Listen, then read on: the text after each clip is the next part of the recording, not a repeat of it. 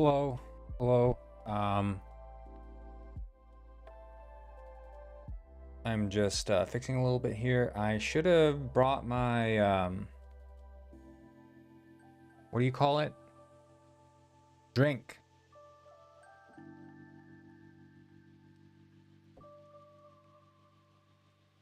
I forgot to do that. I'm just gonna go and grab that, I guess. Let me just refresh. Let's do that. We'll refresh OBS chat because it's showing the yesterday's logs. There we go. Fresh and refresh. Okay. So I'm just gonna be right back. Give me just a second.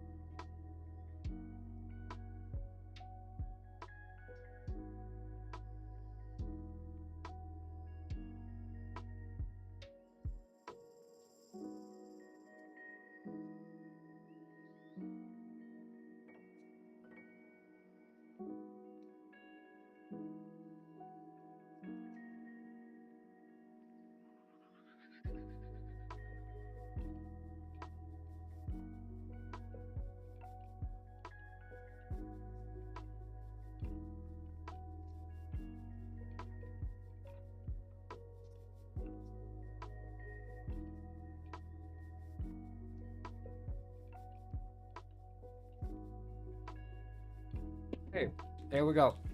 Let's do this.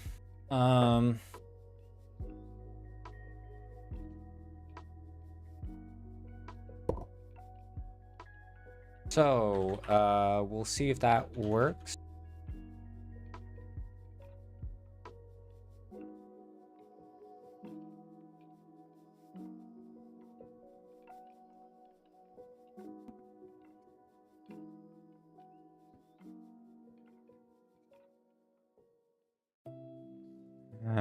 Ba-ba-ba-bow.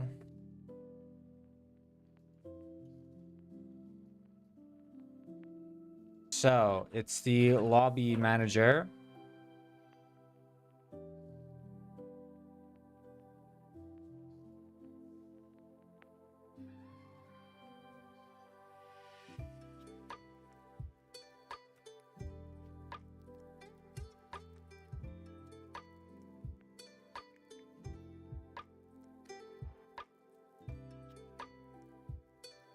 And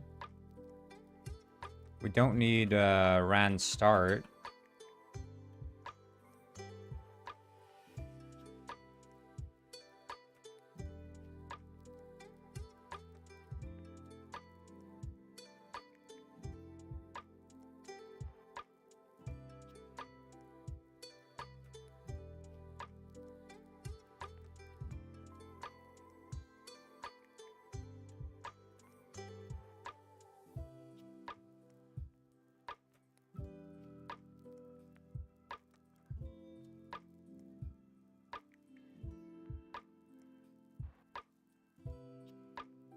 Mm-hmm.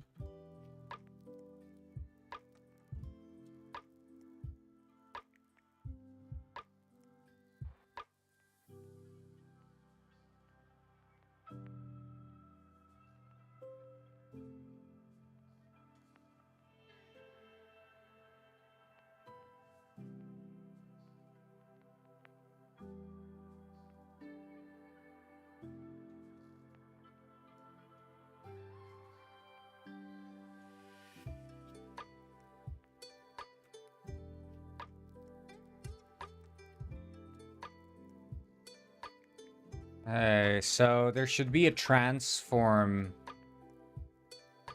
somewhere here that is null. At least according to the logs. Lobby manager update. Unity get transform. So there's like somewhere where we do transform, but that would be player list. This player list not...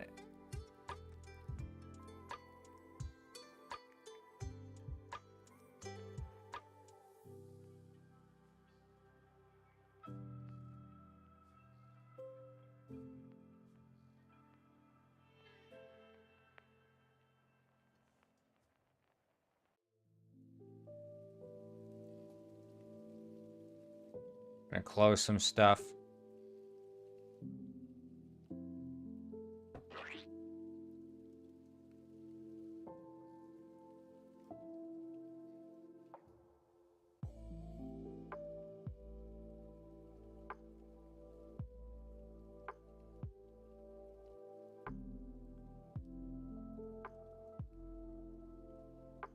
Okay.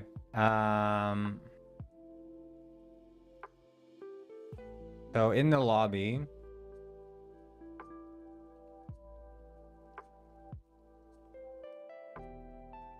we have a lobby manager.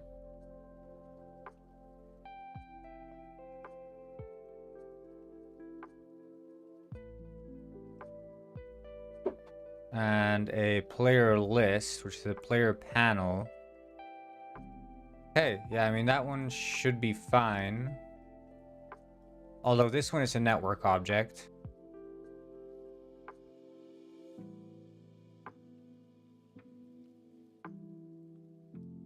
For some reason.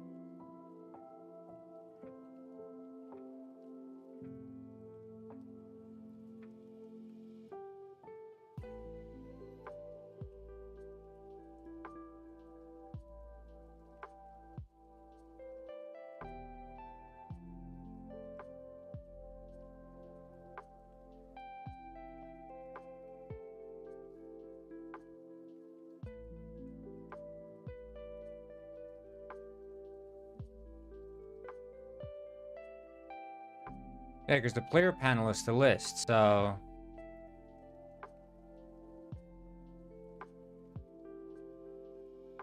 Okay.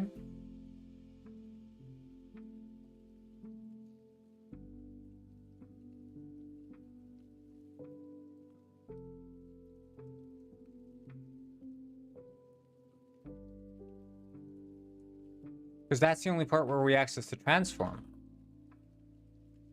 Which makes me think that this is not, like, instantiated.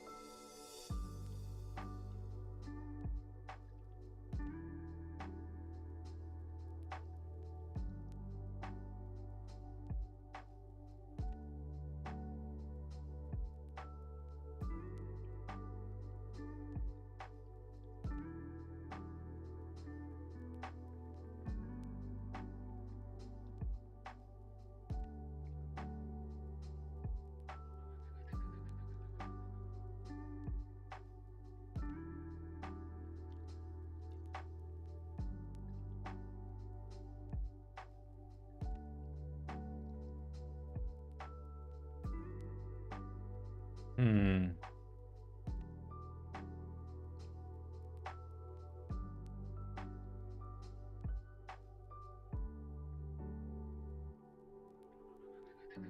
I mean, the server name doesn't get assigned, so to me, it feels like this never becomes true. The global RPC listener instance. So where is this assigned?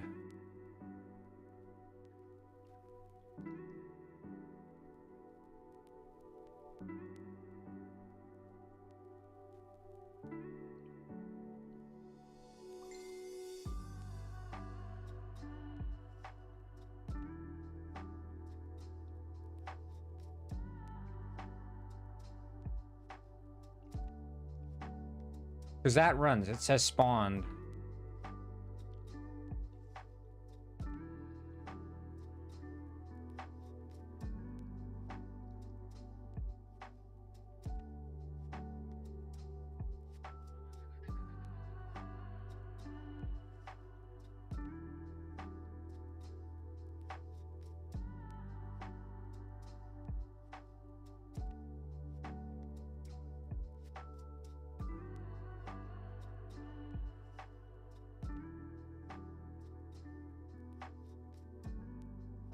Hmm.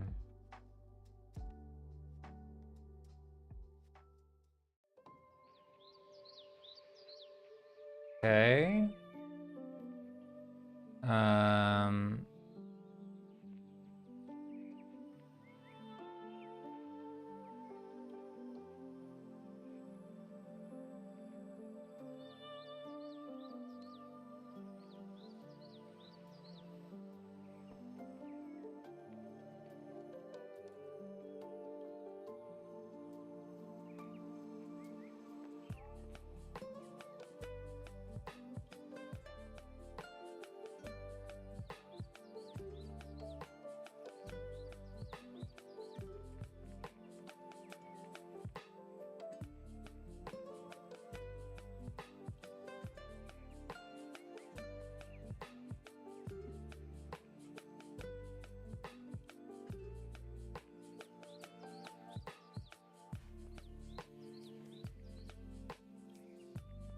Is Fusion in the package list?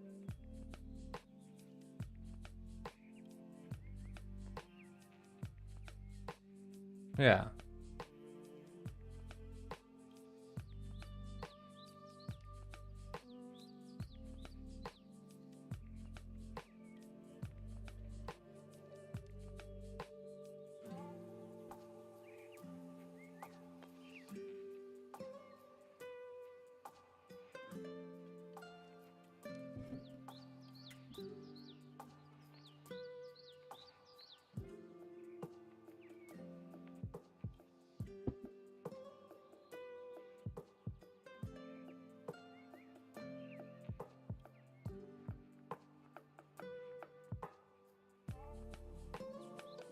Hmm.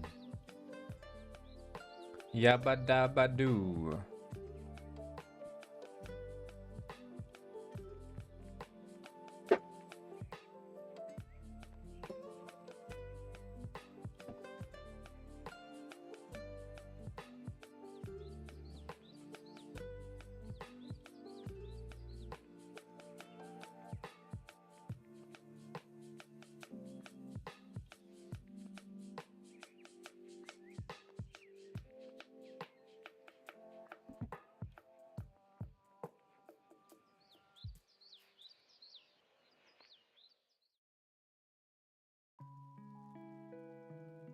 Open here. Make some commit.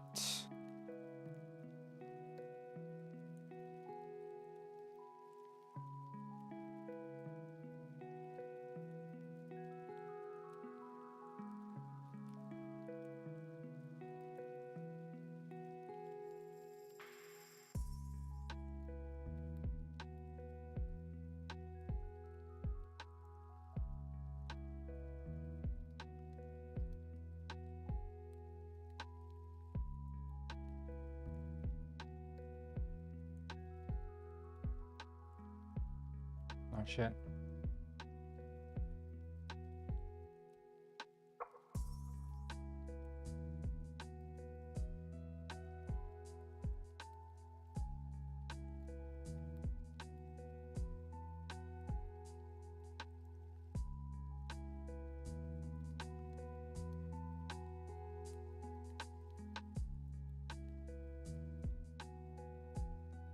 Okay.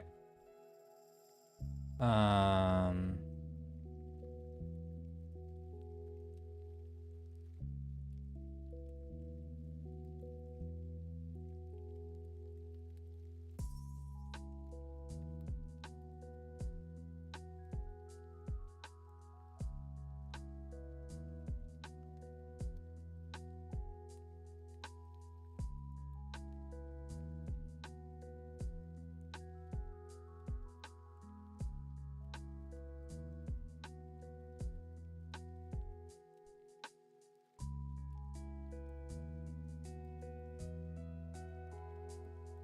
Need to have plastic.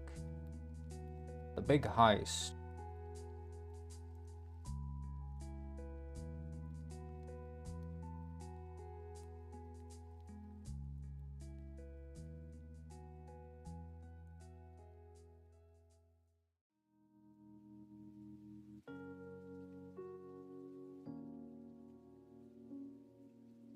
Okay.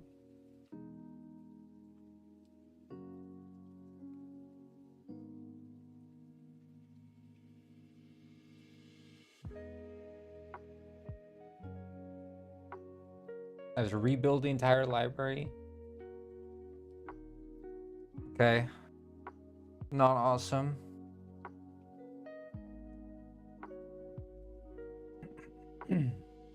Yes, if I have to, then I might have to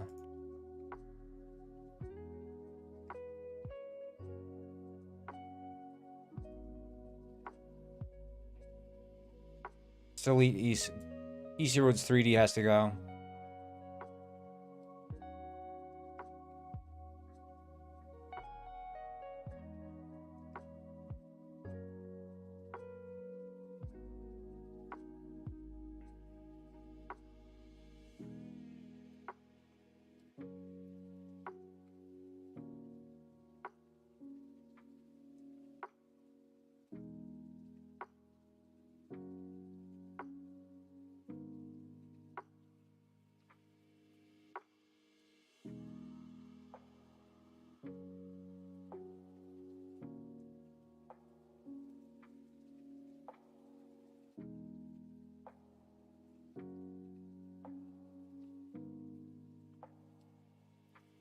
I've had it with you, Easy Roads 3D.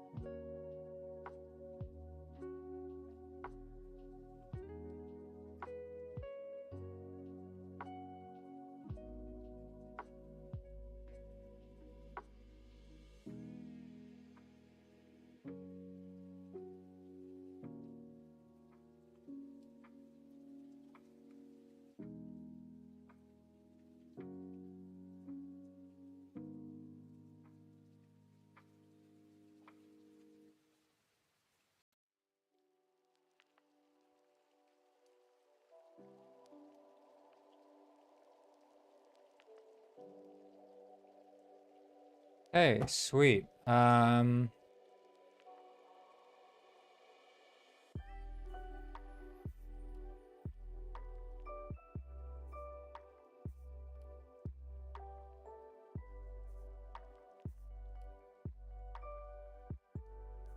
I mean, that runs, so it does assign an instance. But it's probably the wrong instance then, or something.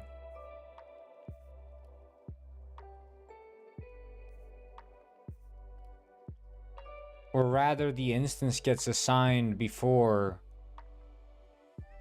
I mean, we're checking if not...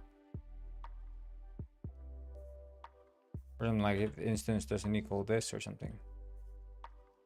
Right? If not instance, exactly, so...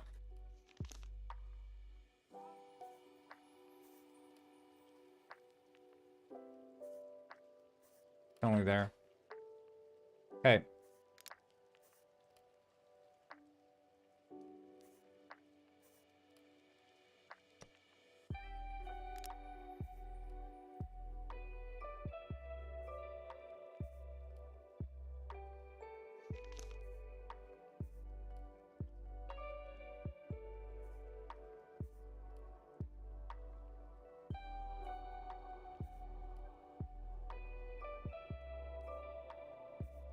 I mean, so far so good, I guess.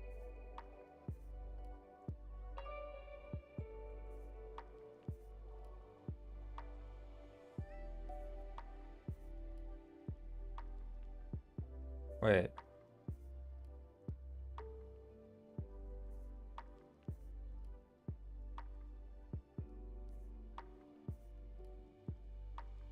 Okay, that's fine. But then here in the other one, because there were two logs, I don't know if both of them were from a connection attempt.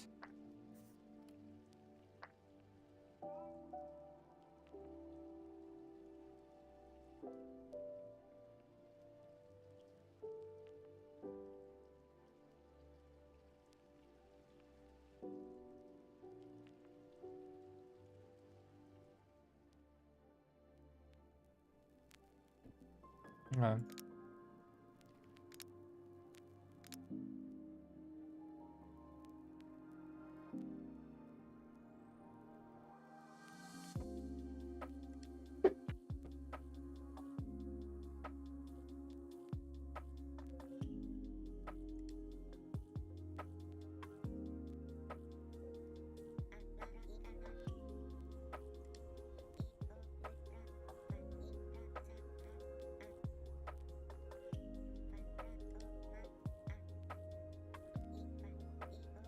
Hey, this is high frame rate. Compiling a lot of shaders.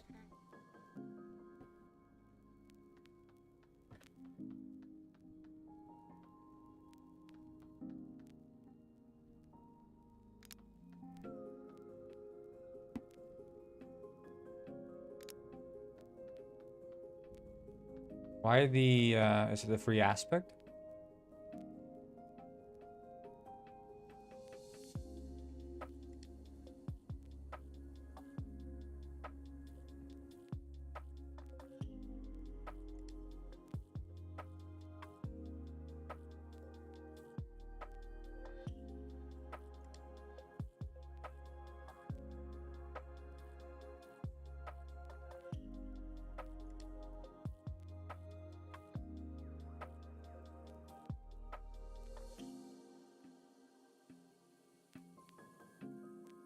I mean...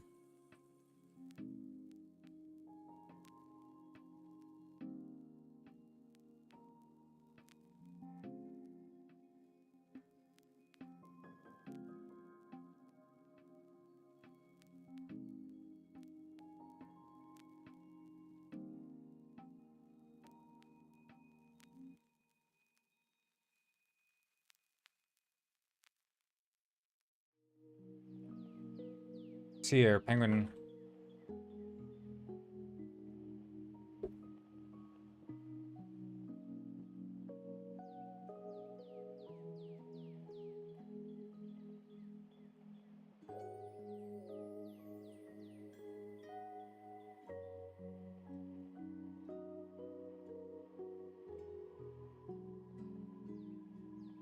There a get component here?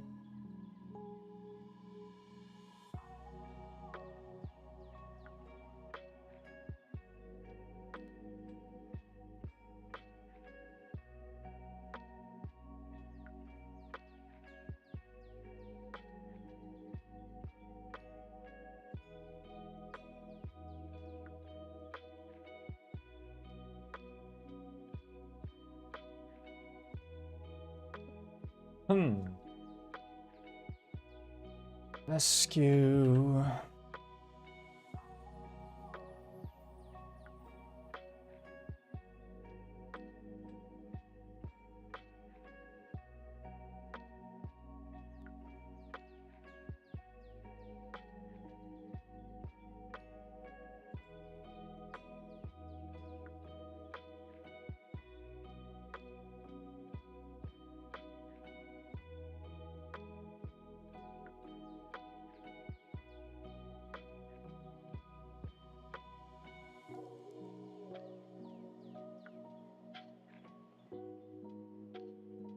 Interesting. Update clothing, hit impact.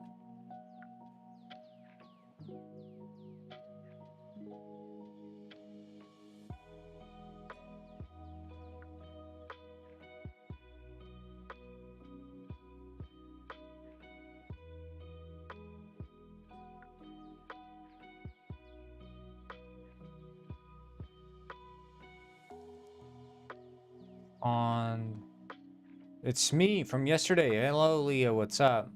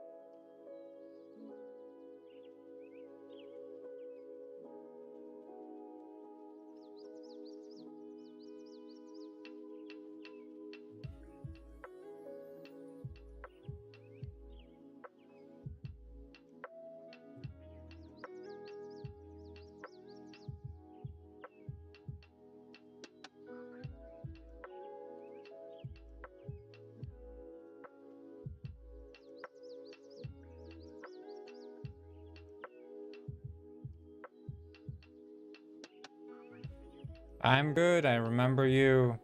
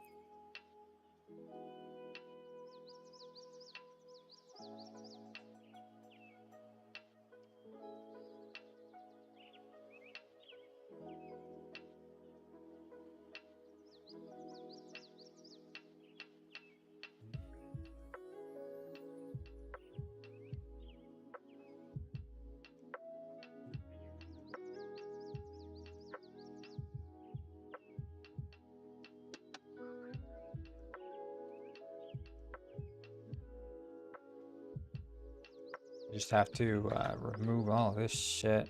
Rather move it up. Move it all to the bottom and then we'll organize it. There's so many.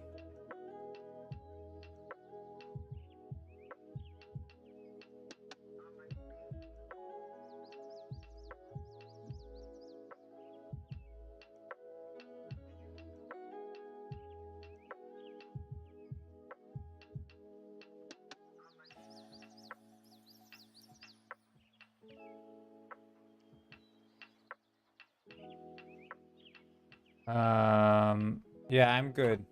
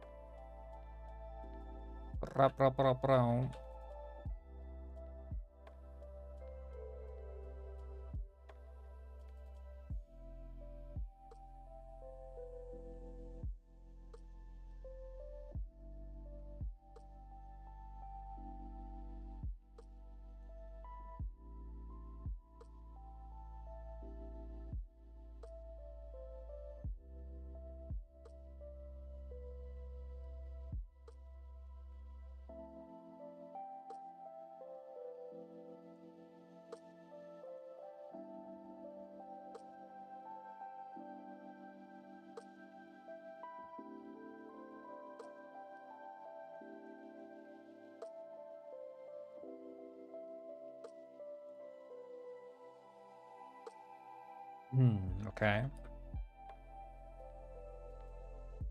Right.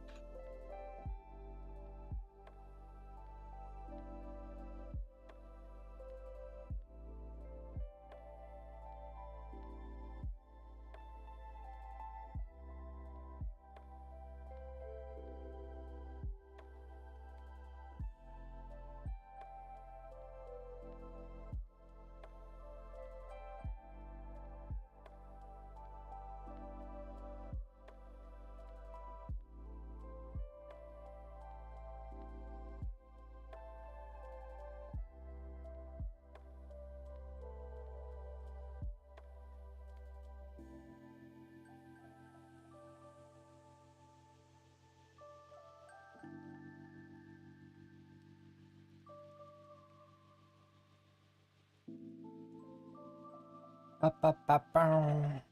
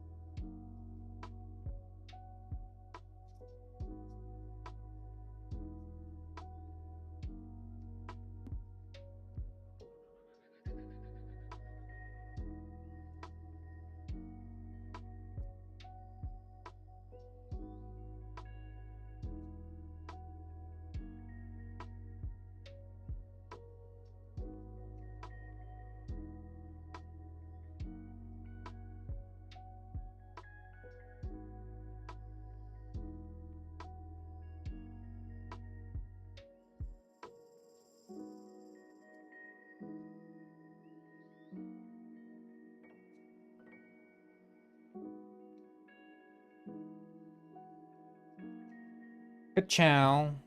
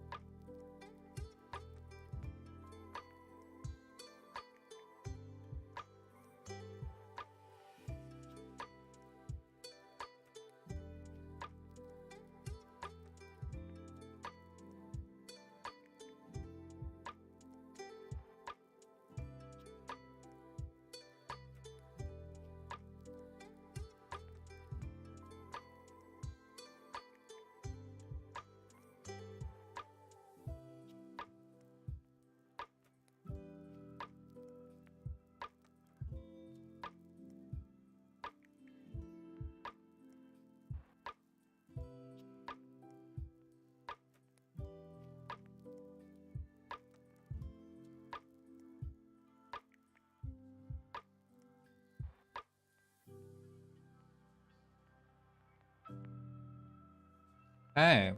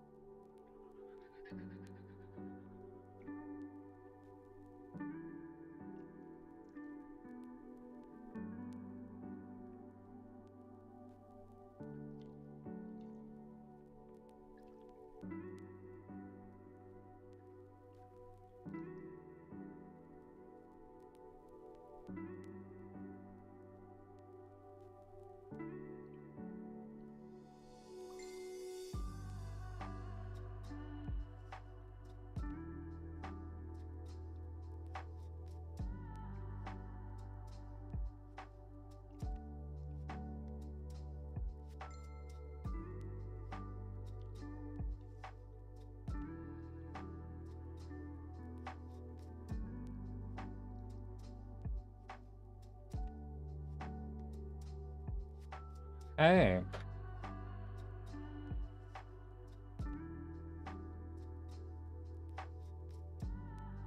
So let's start moving these.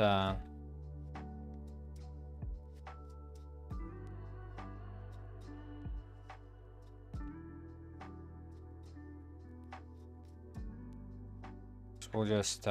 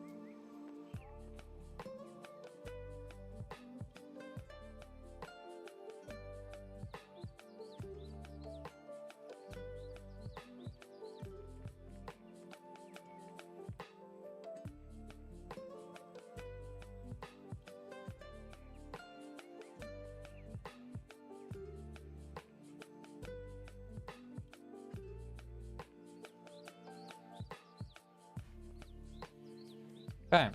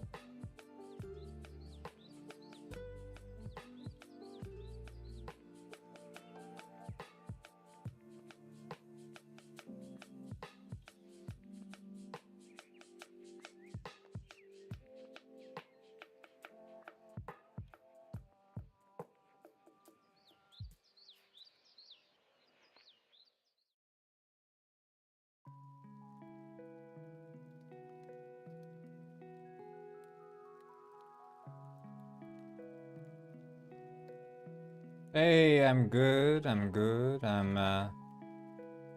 doing some penguin heisting penguins. Penguins with the heist. Trying to fix more bugs.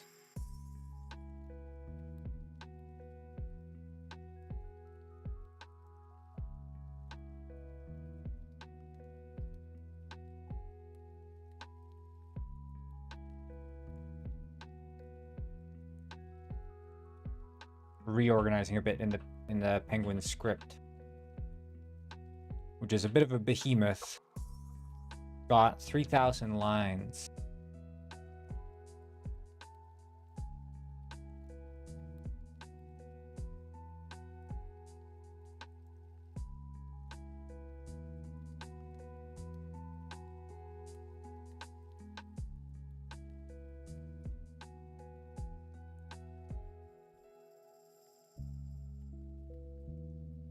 But hopefully we should be able to wrangle it in a little bit.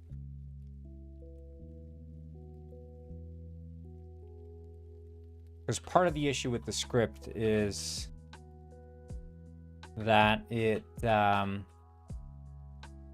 mean, it has structure. It just doesn't have structure for any of the parameters. Which when I introduced that to the enemy class, I saw some big success.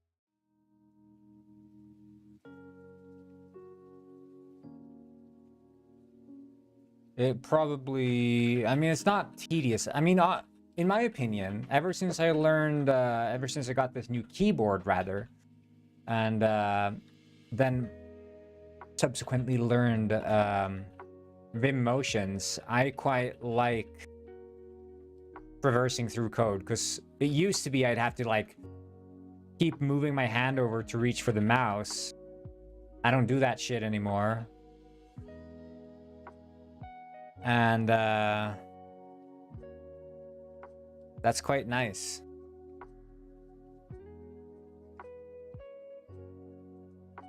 So now I'm just like smooth sailing through the class.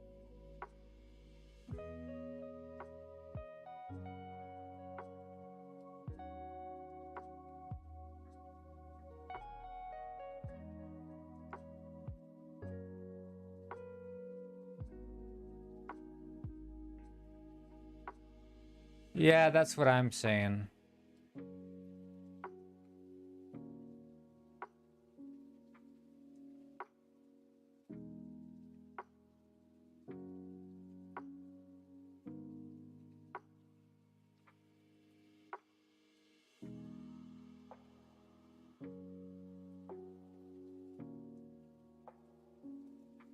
But yeah, I did some cool shit with the I can show that very soon, actually. Because after I'm done reorganizing this class, I need to wait for my laptop. Hello, Cash. Welcome back. Need to wait for my laptop to import the whole Penguinize project again, because something got corrupted. Apparently. Because I need to test the multiplayer. That's where the bugs are. I'm going to fix all the mini games and stuff as well. Because apparently they're bugged. Just not entirely unsurprising, but yeah. I feel like it's really good, though, that I've been doing different projects. Like the Kindle game. Working on this Dragon Castle game as well now. Mushroom game. These are all multiplayer games. So I'm learning a lot about just different architectural ways to set up multiplayer, and I feel like it is definitely for the betterment of Penguinized, because I mean, I've only ever done things one way in Penguin Heist. Or I actually haven't done thing one way, because it used to be that Penguin Heist ran on an entirely different networking library called Photon Bolt. Now we're on Photon Fusion. And I feel transferring from Bolt to Fusion, I did see a lot of like mistakes I had made. But now, having worked on other projects, it's even more apparent to me, like, the poor architectural decisions I have made in different parts. So it's kind of interesting. Kind of interesting and fun to do all this.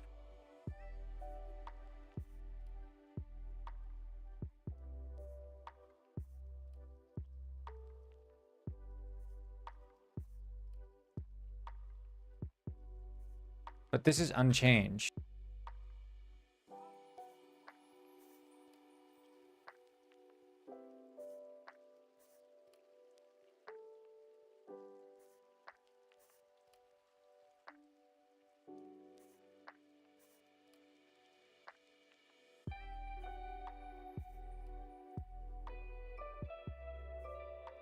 The boxer shorts headwear, right. Yeah, I remember, because when I was making, I was in Detective Penguin, I was remaking every cosmetic. And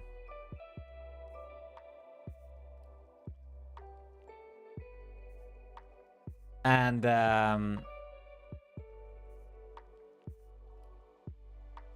think I was remaking it, and as I was doing it, I forgot that I was making the headwear underwear and not the shorts, you know? I just saw the name, it's like underwear. Right, yeah, I'll just make this underwear.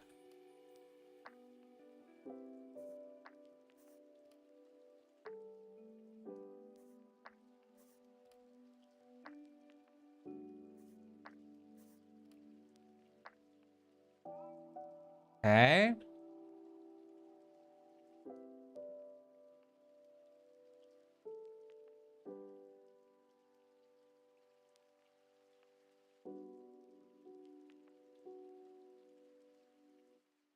Use controls is always true.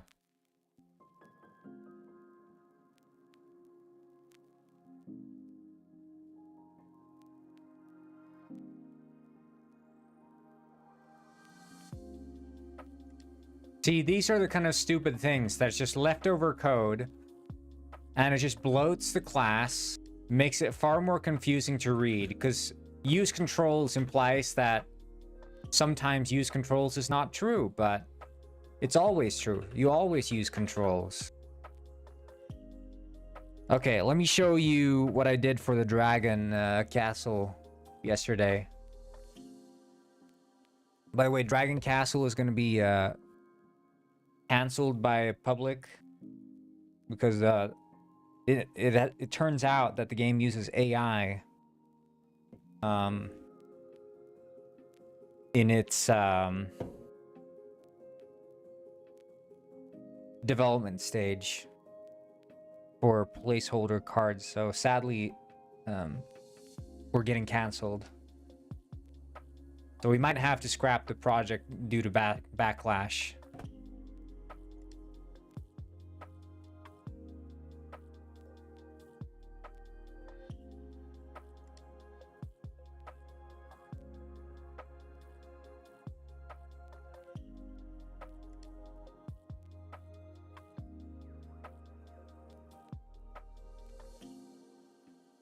I am back. I'm back from vacay.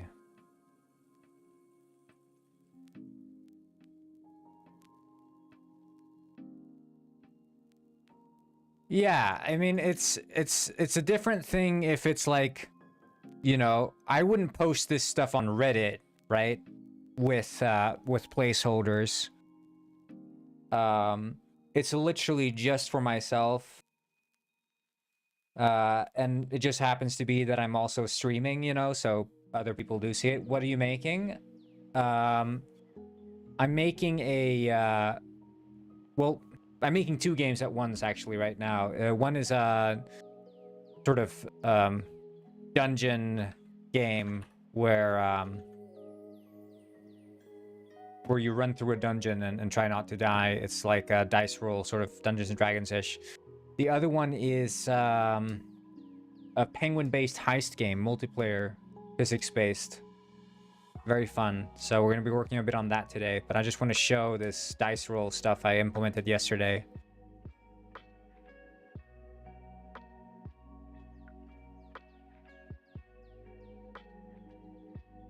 But yeah, I think most reason why I had the placeholders was because I wanted that fish to see sort of what my vision was, because I couldn't bother to create something, and I just want to show him, like, this is sort of ish the artwork I want. But I think I want it a bit more stripped down, a bit more white, so it looks like it's more on paper and not just these 3D cards or whatever. But allow me to show you. We'll do 16 by 9. Look at this now.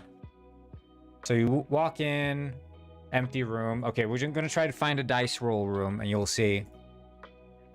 Okay, struggling a bit here.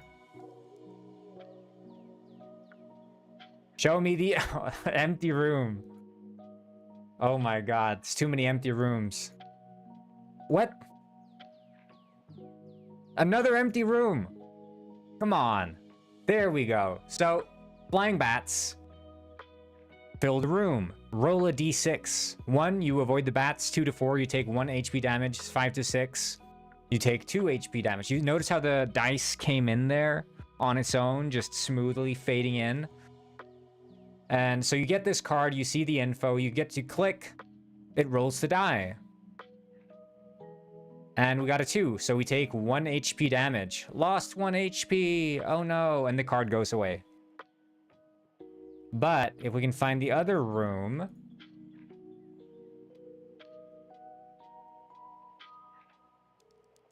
Rats. Rats crawl on the floor. Roll a d10, you see? Now it spawns in a d10 dice. 1, you avoid the rats. 2 to 8, you take 1 HP damage. 9 to 10, you take 2 HP damage. So, roll it. And we landed a 6, so we should take 1 HP damage. Ta-da! It worked. Pretty cool, huh?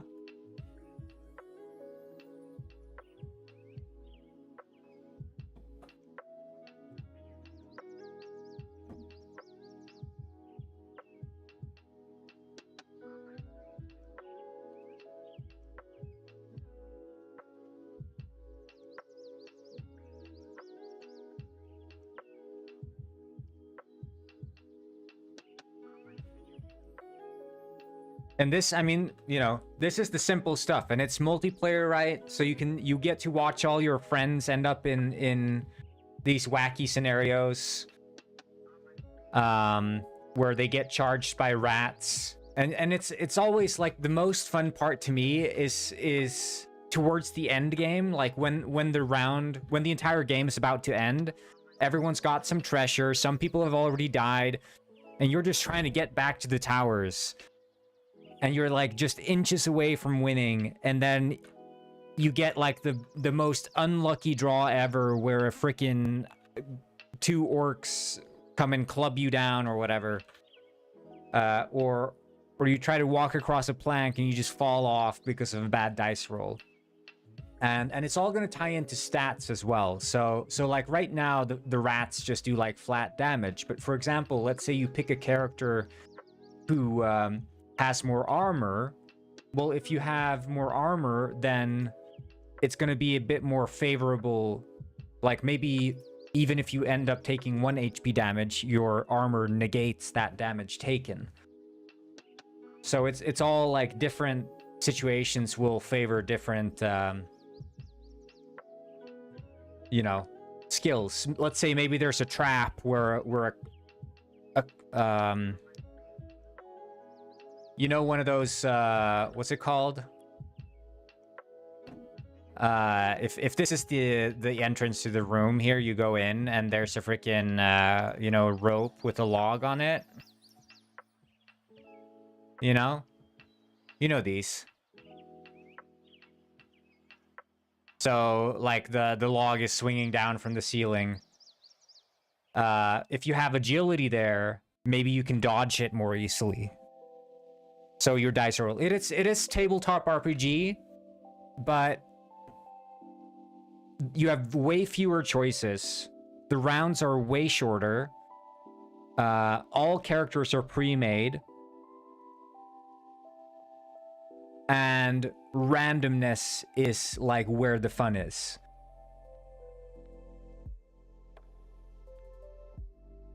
So like I feel like in most tabletop RPGs, it's all about the storytelling, right?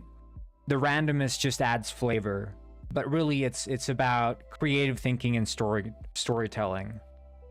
This is much more gamified, and it's laughing at the odds often not being in your favor, and then cheering on when somehow, despite the game being entirely against you, you manage to make it out.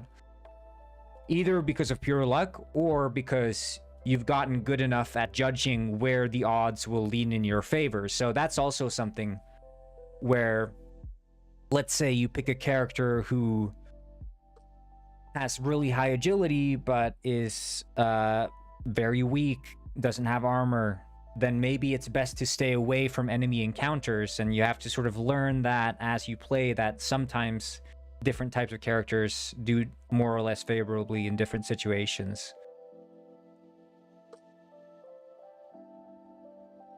And like also, once you go through rooms to get to the treasure chamber, you also have to make a judgment then based on the rooms you've uncovered, which path back is the most favorable for my type of character. So for example, there are, as you enter a room, if this is the room, you can have a door, for example. And in order to leave the room, you have to use the open door card. If you come as a thief class, or a thief character, you can use like lockpicks to unlock the door. Otherwise, you have to like brave the doors by trying to open them, but sometimes they're trapped and whatever. But then also, there can be these other things which are called grates. So as you enter a room, a grate can fall down behind you, like a gate just falls and shuts you in, and you can't leave the room unless you have a lot of strength, in which case you can lift up the gates with a dice roll. So it's all these different like probabilities that can be against or in favor of your character. So it's very fun. And it's like, you know, light, chill gameplay.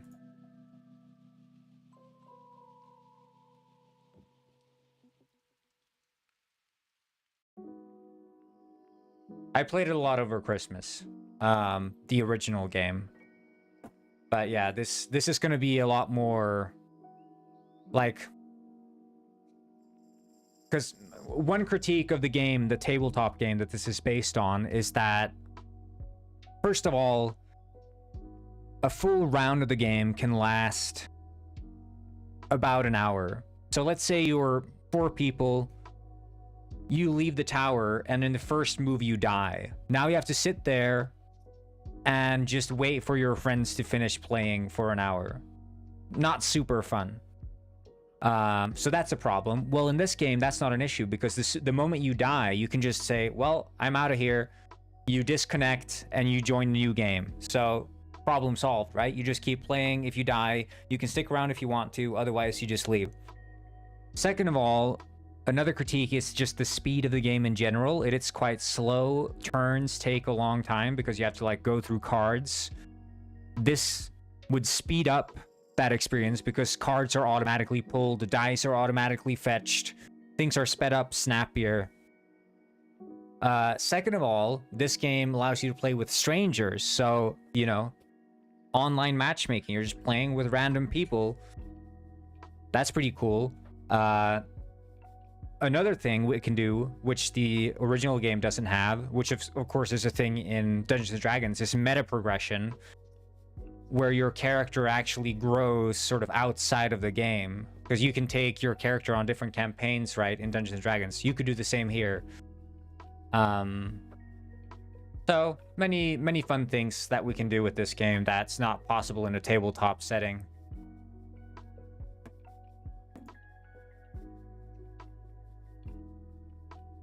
Wait, this is Dark Castle.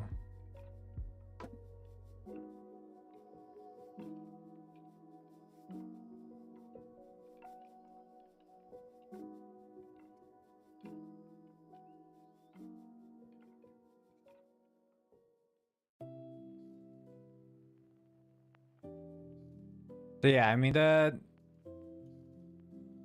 idea is basically taking this game that they came up with in the 80s, late 70s or whatever, and just modernizing it and bringing it to like a multiplayer setting.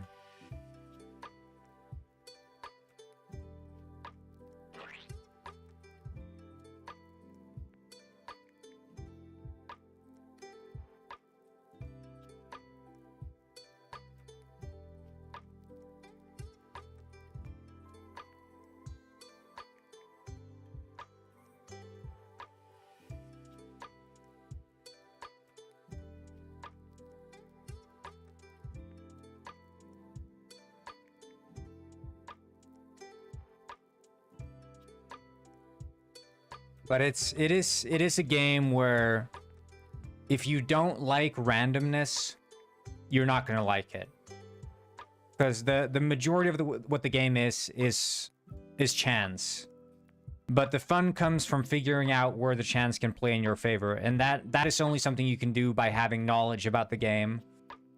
And then the meta progression can make you adapt your build a bit in a way that you think is going to be the most favorable to the random chance.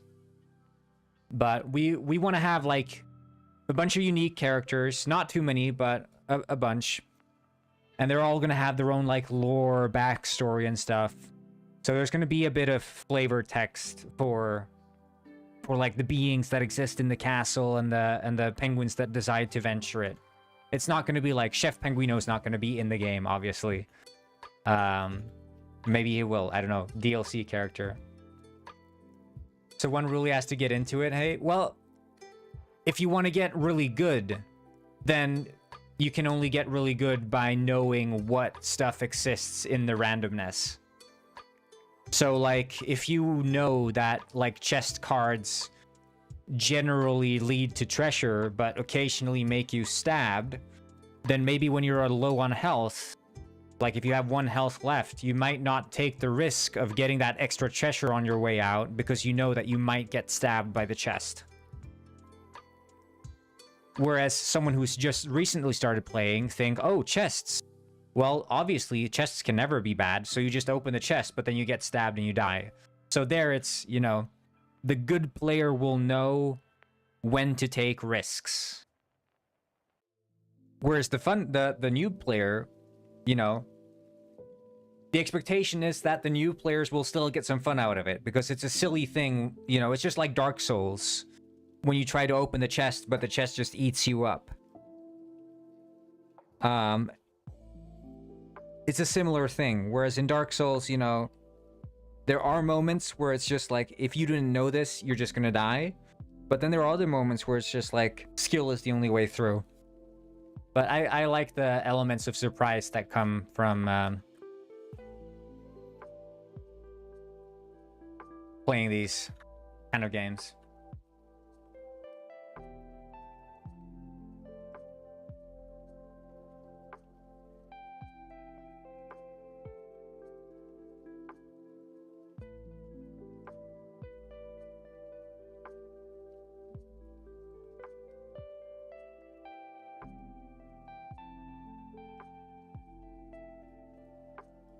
But yeah, if I organize this class before the laptop has started, then I'm just gonna do a bit more on the dragon game. I don't know though. Obviously the original Swedish game is called Drakborgen, so it's about a dragon. But I don't know.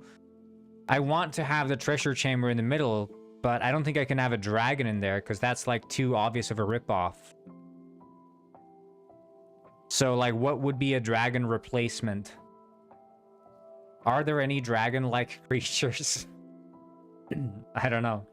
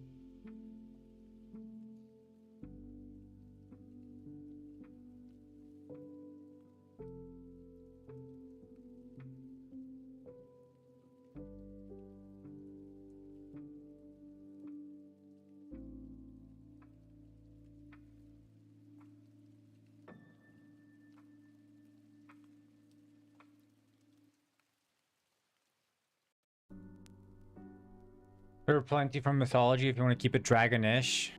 Yeah, what would it be though? What's like a dragon-like creature that's not a dragon? Like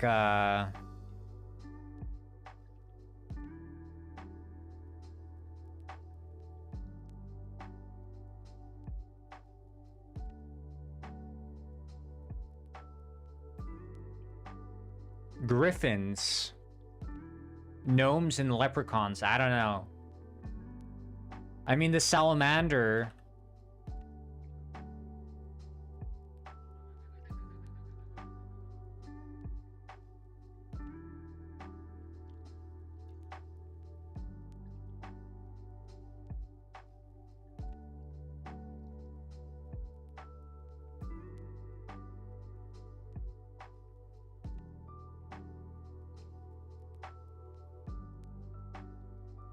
What's the Cerberus? Oh, that's the dog? Oh, okay. Pixiu. Okay, he looks very dragon-like. Like a Hydra. But the problem is that a Hydra is very much... It's too close to a dragon. I think that's the problem. It's all good, First Penguin Lord. It's all good. Like, it has to be... When I think dragon-like, it's like people can't point to it and go like, that's a dragon. I feel like with a Hydra, it's too...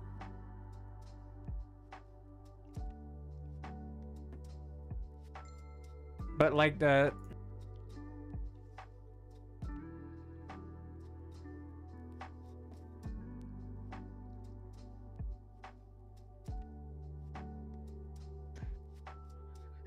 Because they have these cards, right? When you enter the dragon chamber, you can pull these dragon cards, which tell you whether or not the dragon woke up or kept sleeping. And that's, I mean, that's such like a iconic trope of the dragon sleeping, but then waking up when you make a wrong step.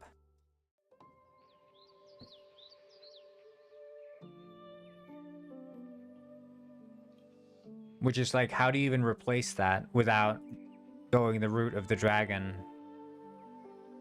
Because the Cerberus is... Like, he's too...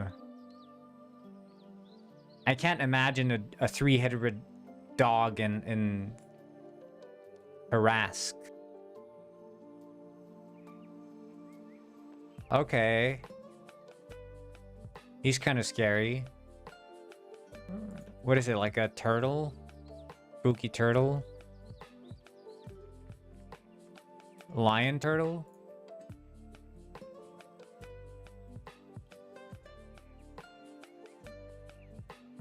Three-stream streak?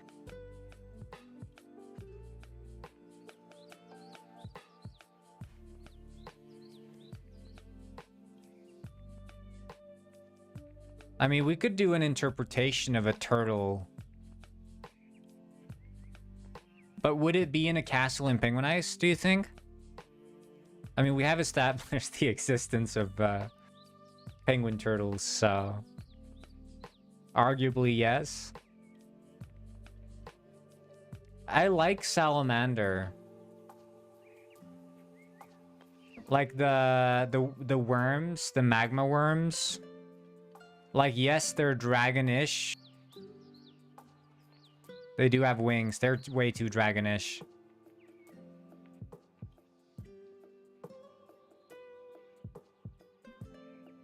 I don't know. A salamander is too close, but I just like salamanders because they're kind of cute. Big Chungus? I don't think Big Chungus would be guarding treasure. Maybe he would.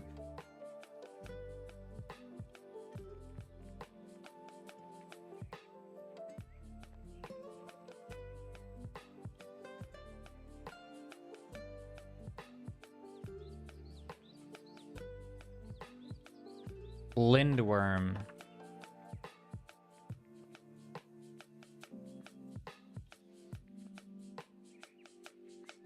Yeah, all these... See, these are all like... When I think dragon, I think all these. Although the worm, just the worm, the big snake... Like, there could be the castle serpent, you know? Sort of, Harry Potter, you know?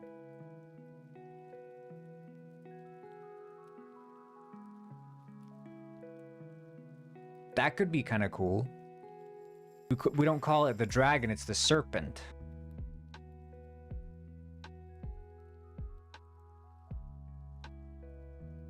It's the legs and the wings, you know?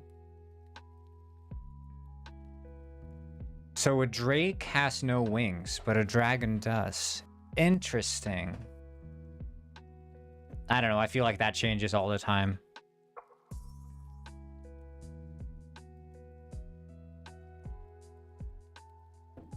Types of dragon, yeah. I think the worm, the serpent, we call it the serpent. The castle serpent. Which is arguably similar to a lindworm, but I think we would call it serpent. And just, I don't know, he can't breathe fire, but...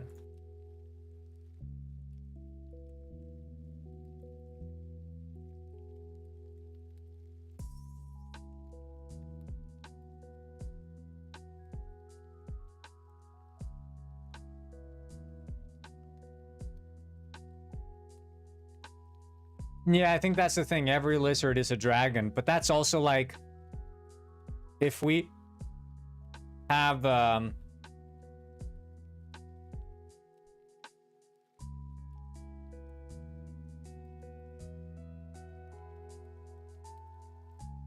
you know... If we have any lizard as a dragon replacement, people aren't gonna look at it and think, oh yeah, this is not a dragon. Like, no, obviously it is a dragon. But a serpent, I feel like, is the least... Like, it's... Because it doesn't have the legs. It doesn't have the wings. And... if we make it not breathe fire... But the problem is also, like, breathing fire is...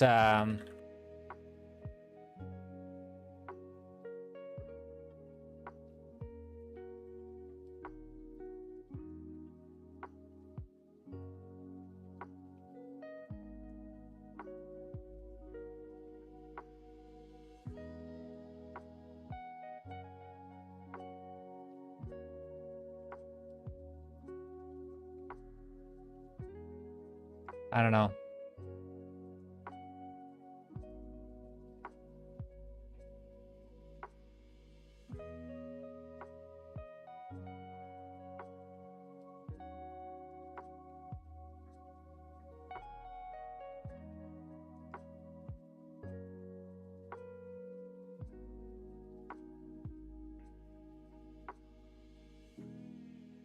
Today, lunch?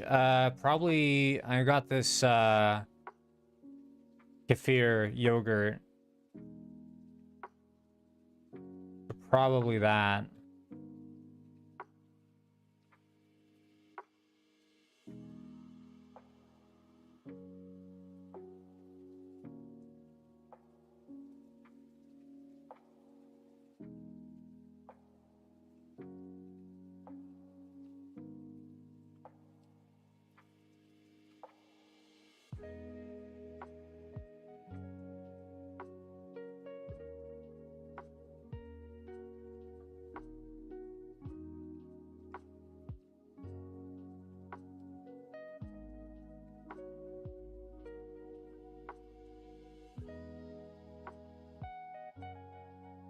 But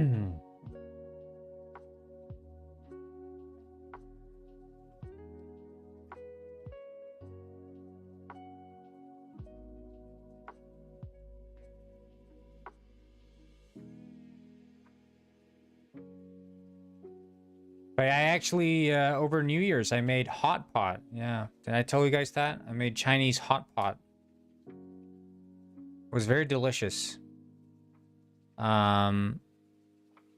But I didn't have a lot of proper hot pot equipment, so things got quite messy and wild. A lot of stealing and thieving.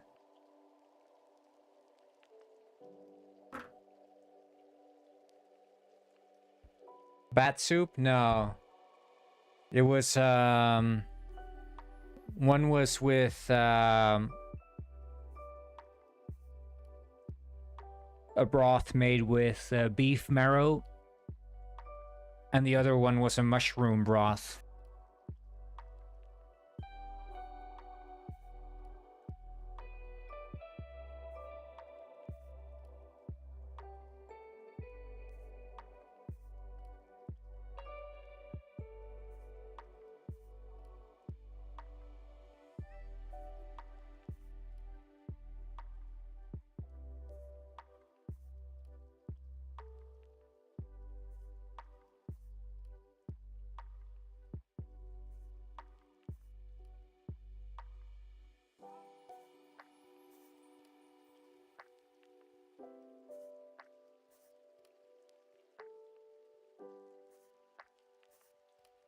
But yeah, I've actually started learning Chinese on Duolingo now.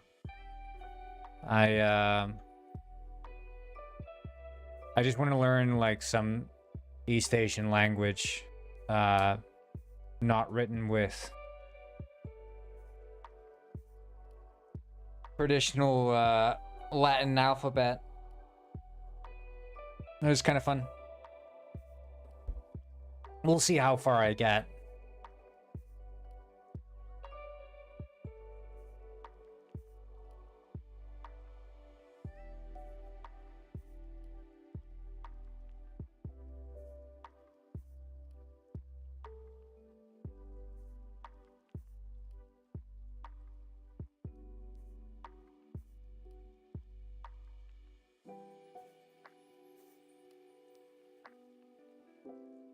I've been learning tofu.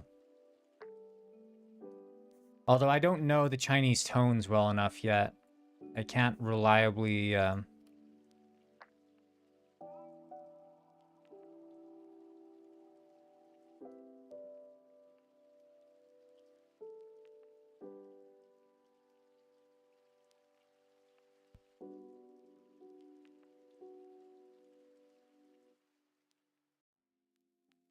But that's, it's, yeah, it's, I like... Chinese is rough considering all the dialect it has. Yeah. I don't know, I just wanted to throw myself into the deep end of the pool, just do something. But it's, it is interesting with the, like, tonality, like the 4 tones. I don't think I'll have that hard of a time with it. The tones. Because I'm quite good with accents in general, and... I mean, a tonal language is... not that hard of a concept for me to wrap my head around. I think it's... for most people, that's probably like a deal breaker. It's like, oh shit, you know?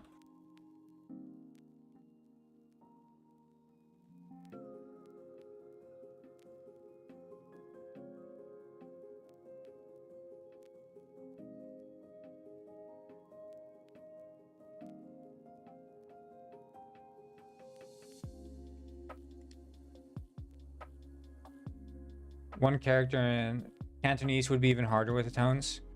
Yeah, yeah, I'm... I mean, I think it's crazy though, if you look at like the simplified Chinese and then the traditional, that like... the fact that people still are using traditional Chinese, that's kind of wild to me. Because Even the simplified Chinese characters are already quite complicated.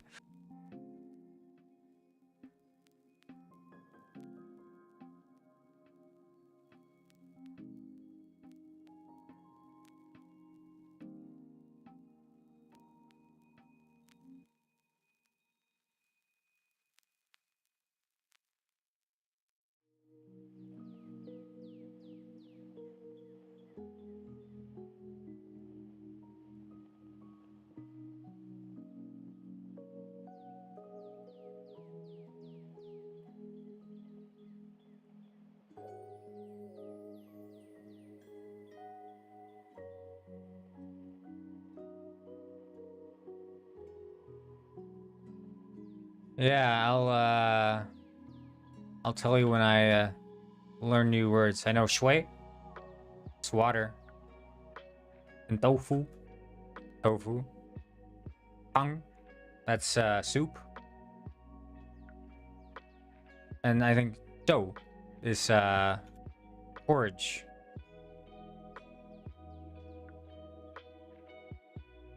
Or cha, tea.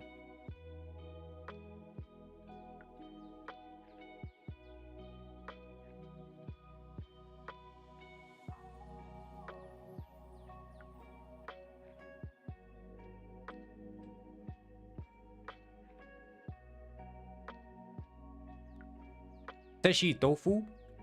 This is tofu. That's what I would say. I'd walk up to a Chinese fella. I'd hold some tofu in front of him and say, 这是 tofu. And he's like, yes, that is tofu.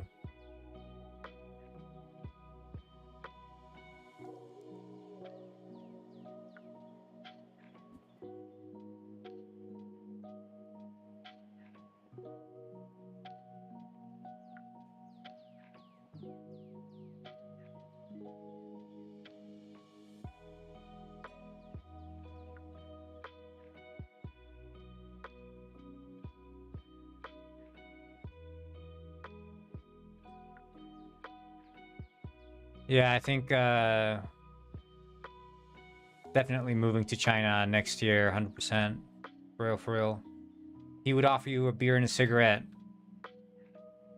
I'll stick to my tofu.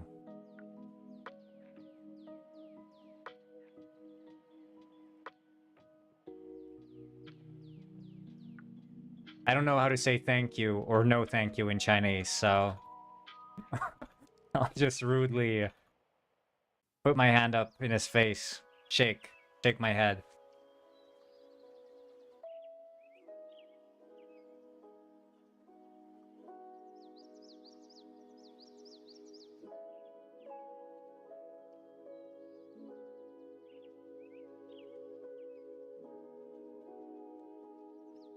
Move to Hong Kong.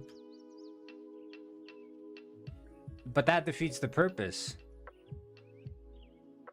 I need to move somewhere where I have to speak Chinese. No, I don't think I would ever move to China. Not gonna lie.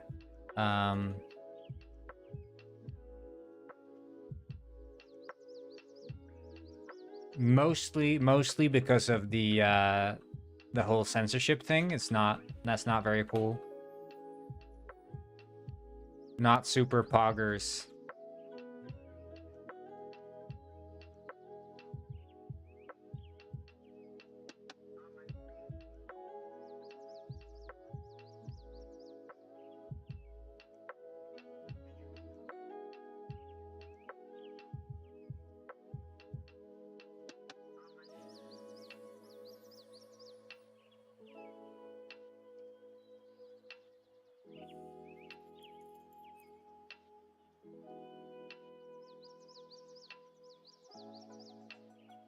But Cantonese and Mandarin, are they like Norwegian and Swedish or even further apart? I'm still in my learning phase about like I know a few things about like the Hansi. So, like for example, how symbols will encode. There are some pictographs that depict what it is that they mean. Then there are some that depict sounds, and then some that combine pictographs with other sounds. So, like you have a Hansi that sounds a certain way, and then it's like deer and deer, for example, like in English, right? Same word or same pronunciation can have two different meanings.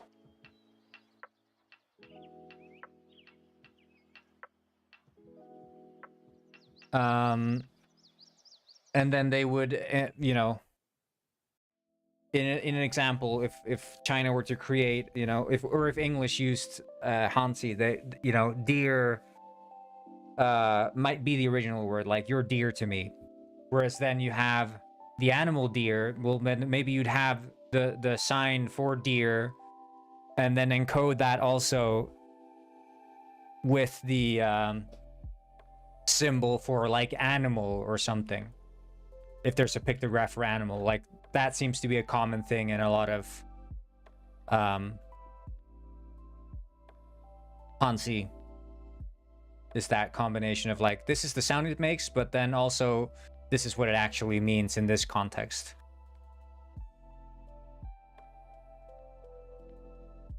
That distinction is not made, of course, in English ever.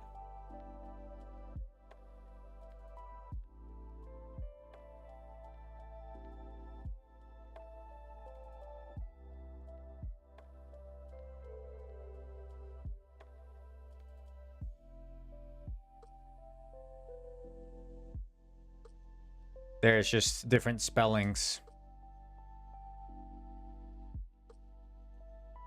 Further apart, Guangdong region in China speaks Cantonese as well, and that's already different from Hong Kong Cantonese. Okay.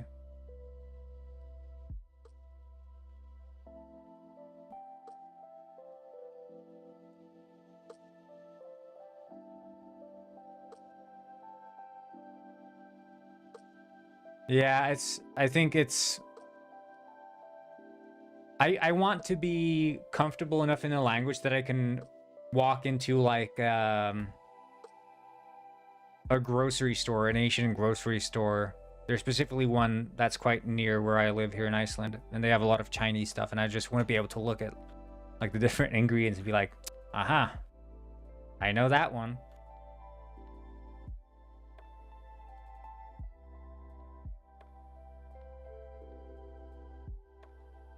Hey, the good doctor is here. Yeah, I've been away for quite a while, but finally I'm back.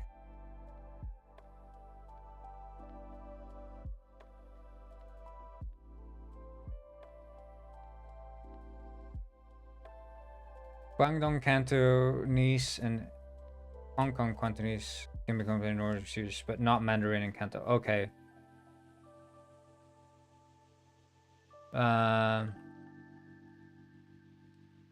Let's see.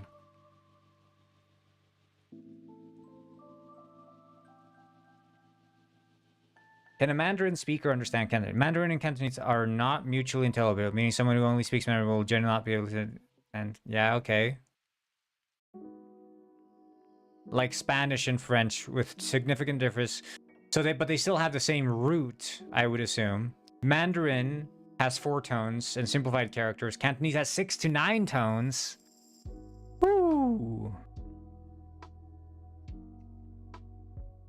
Uses traditional characters and has distinct grammar vocabulary.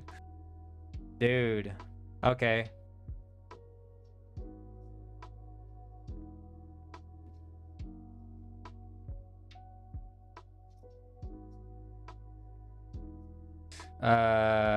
Mandarin is Northern Chinese dialect and Cantonese is Southern Chinese.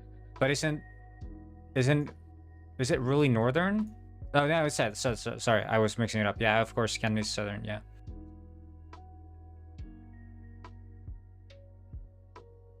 You learn Chinese because you want Chinese GF, I know.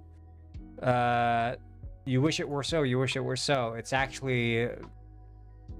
generally, the reason I want to learn languages is because I cook. I had some interest in Indian, but I never actually, or Hindi, but I never went down that rabbit hole because I didn't find the script too interesting. But I think that Chinese, same with Japanese, like those scripts just look interesting. But I find like a lot of people seem to hype up Japan a lot, but I think it's just Japan has such good PR, you know, with their weeb stuff. China doesn't have that. Like, you ask people what Chinese food they know, and it's like dumplings, you know. But people can probably list way more Japanese foods, cities in Japan, regions in Japan, whatever. But it's weird because China is huge. Way more people live in China, but it's like still very closed off from the West. So I just find like that aspect of it quite fascinating.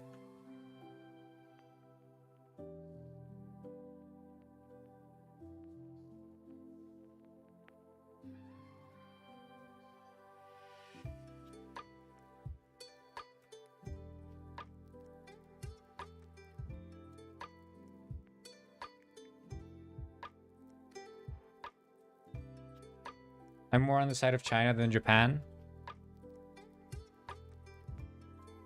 Yeah, I don't know. I feel like there's a lot of hype. There's a lot of hype for China or for Japan. And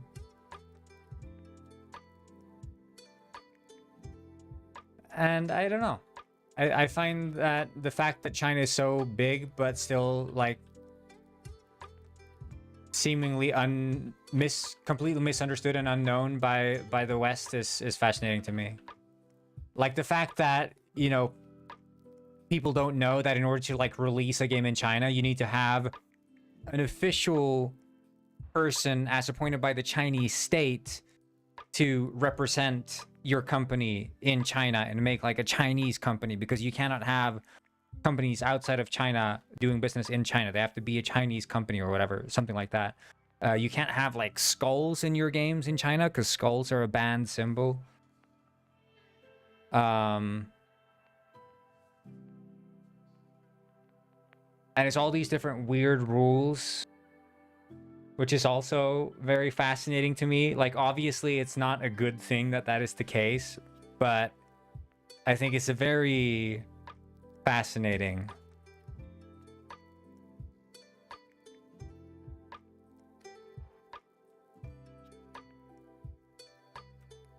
And then all these different like dynasties and just the fact that they made this huge effort to do this simplified Chinese movement is also interesting. It's the same. I mean, Norwegian did the opposite with Nynorsk, where they took the simple Norwegian and brought it back to its historical roots by making it more complicated yet again. That's kind of interesting.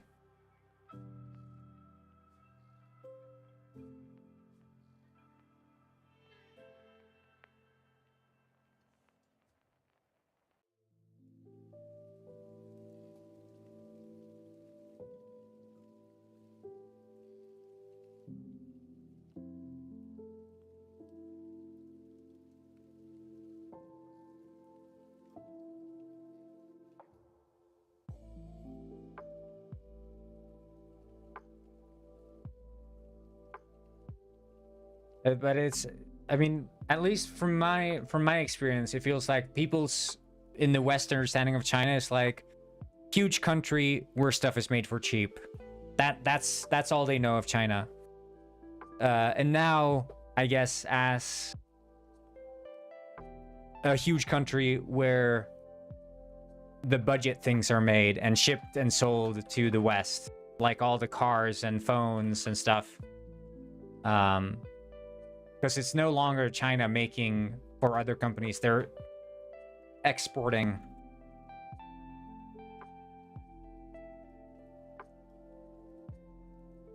Which has been a big shift.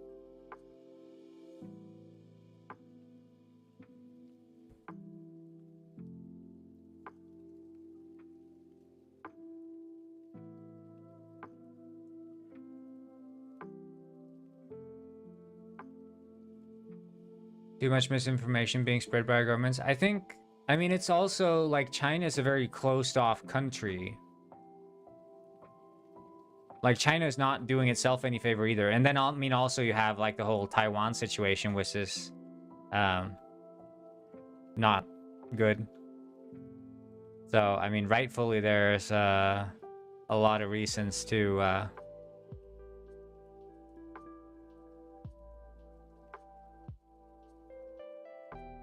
be upset.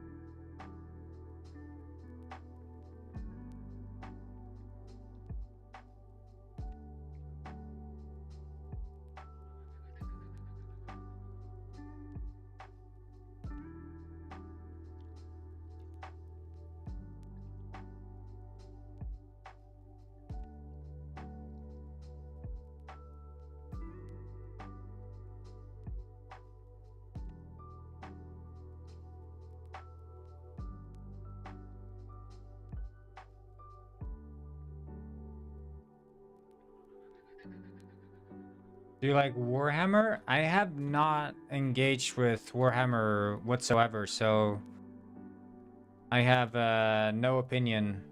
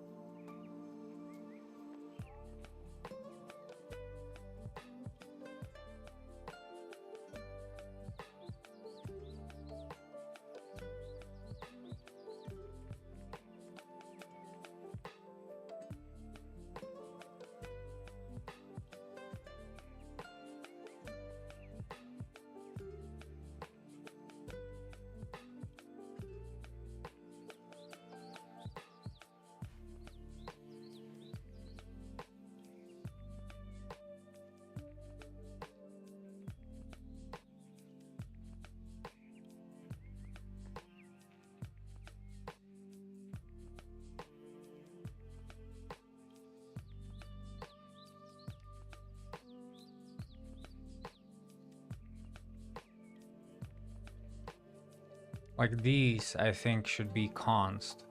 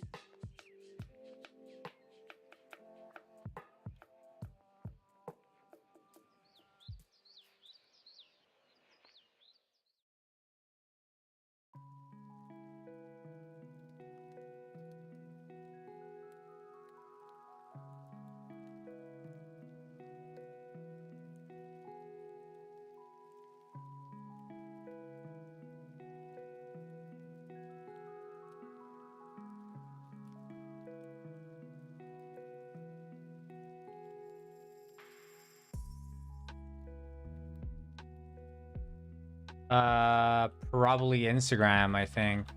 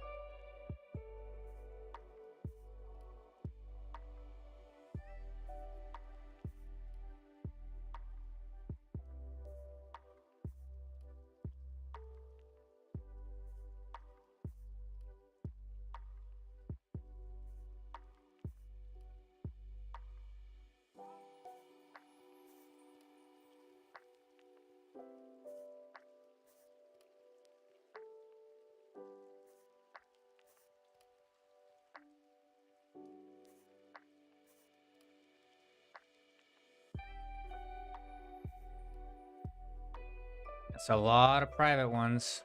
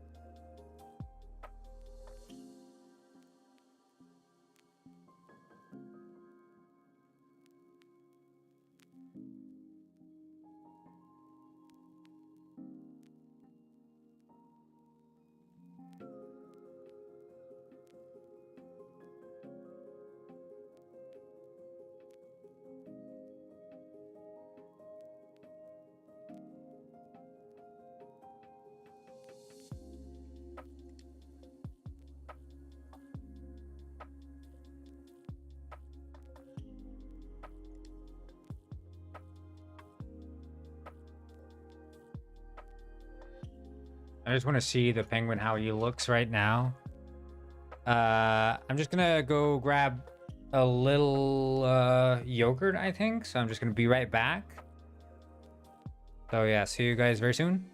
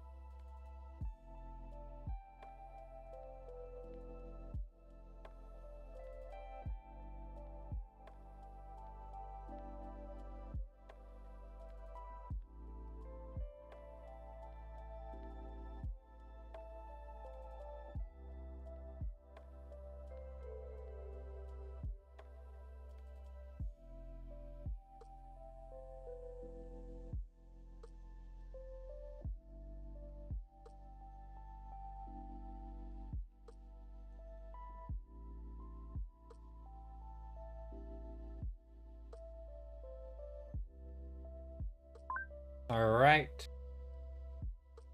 I'm back. Made myself a little espresso as well.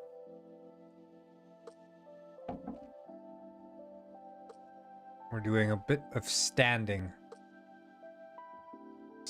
desk. Right, I want to see how the penguin...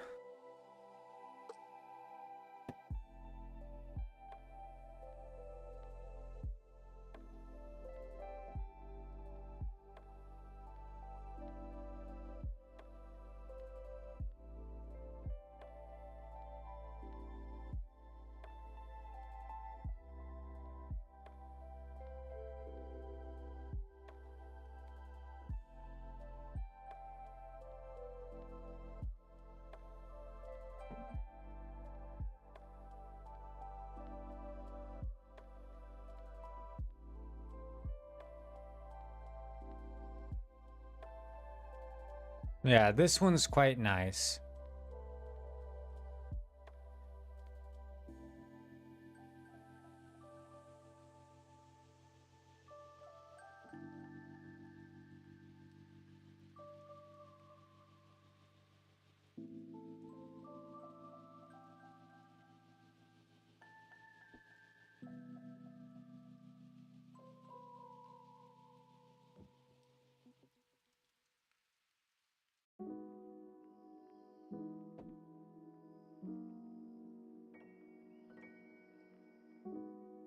But this one should be up top.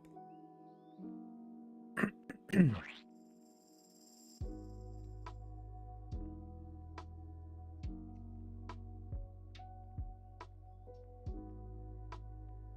know, so what I wanted to do back when I was reworking this overlay on the stream, I wanted to have the screen be recorded by Unity itself, which was possible, except it didn't play nice with OBS. And the reason I wanted to do that, because then I could actually have like a camera that's moving around. And that would be very awesome. And I could have the chat be rendered in Unity as well, render the web page. And then like the entire overlay is just running in Unity. The only thing that wouldn't be would be the TV screen. But, you know, in that case, I could probably just have like a folder that the Unity loads in the videos in. And then every single piece of the overlay is just in this Unity application. That would be very cool. I'm probably going to return to that concept some point later.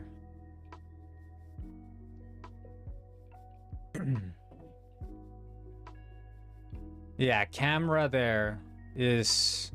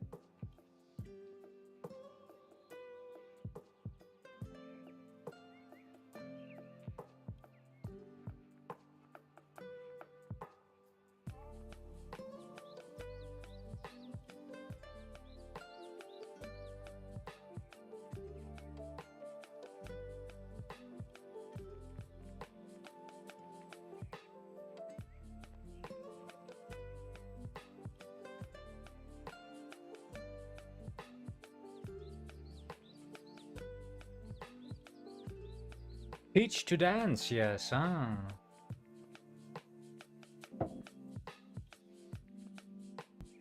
You know what? I think we should have a hat. Let's do cowboy. Yeah.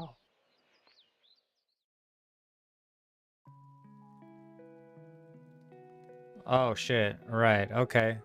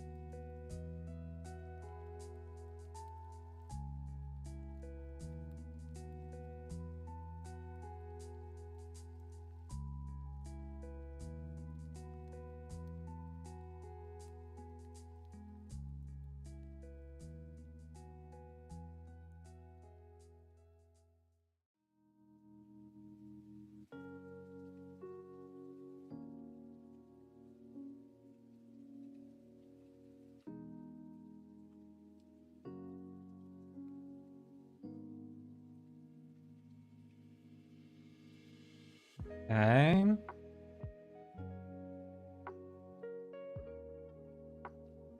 That looks good to me.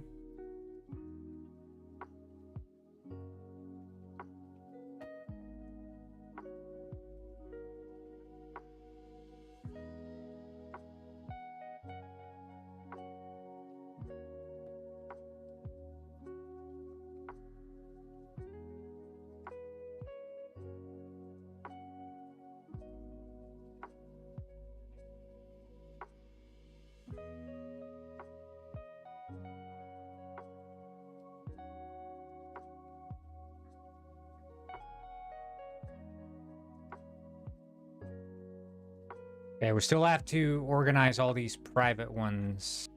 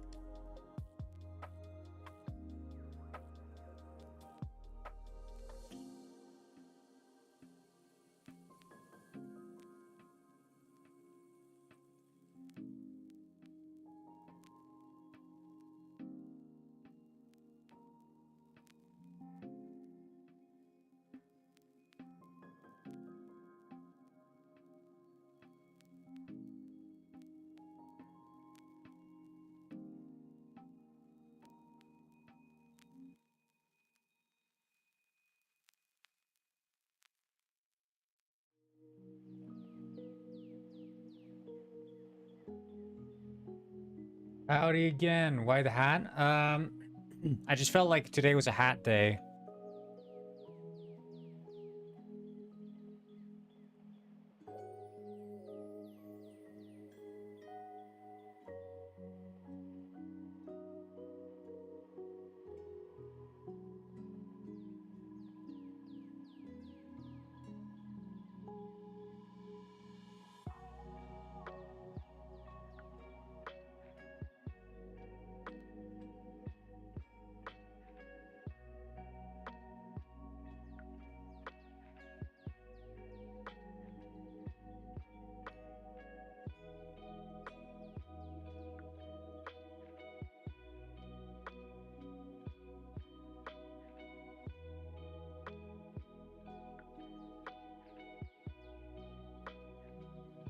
Thank you, thank you.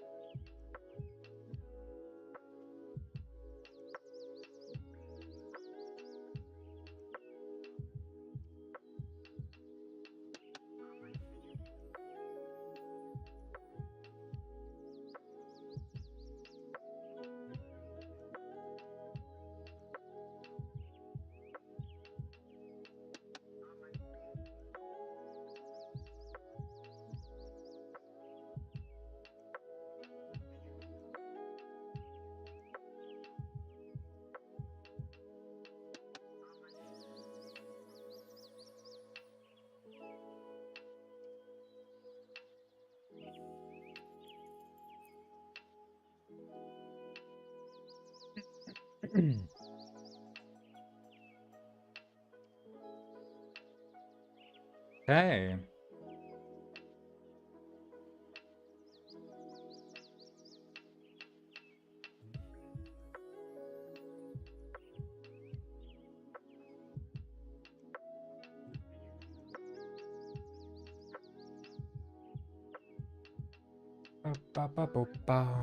Okay, it seems like the laptop is almost done here, so that's nice.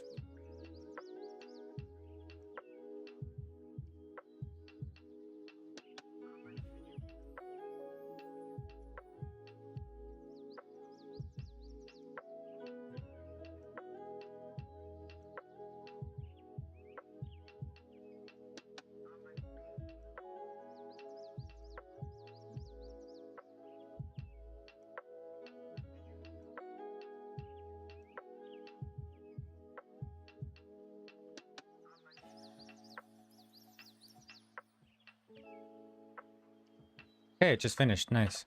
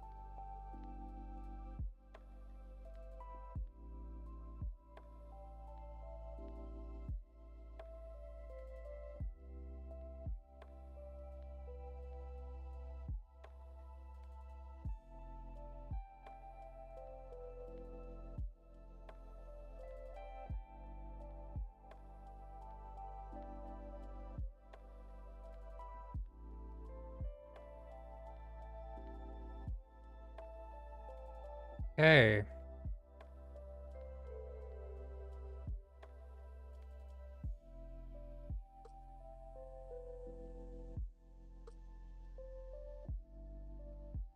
Wait, movement properties should all be...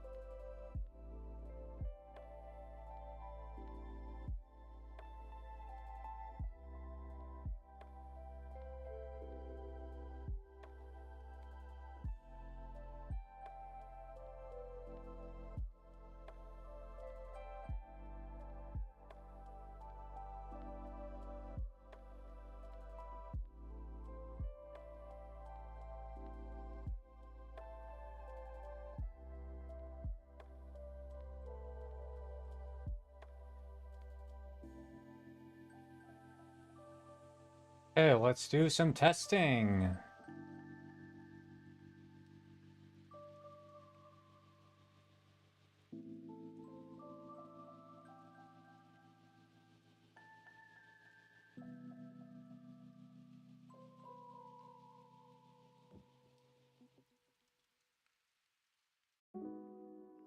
Let's just look over here. We have the visuals, audio, movement, and body parts.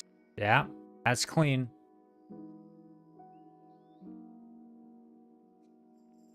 This class used to be hell. Like, these properties here used to be hell to navigate. Now it's all grouped up.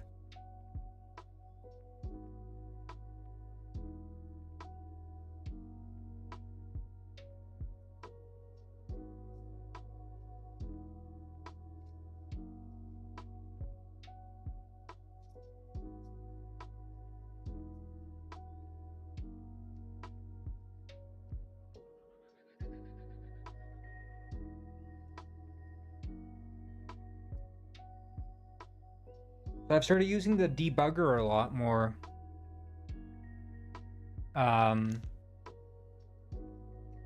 Which is quite nice. The debugger, for those of you who don't know, is basically a piece of software built into a lot of programming tools, and it lets you see all the current values of every single variable in the entire program. And you can have like manual control over every code of line that's being moved over. And I did a bit of that in university, but you know, working in Unity, you can develop pretty poor habits where you sort of just end up I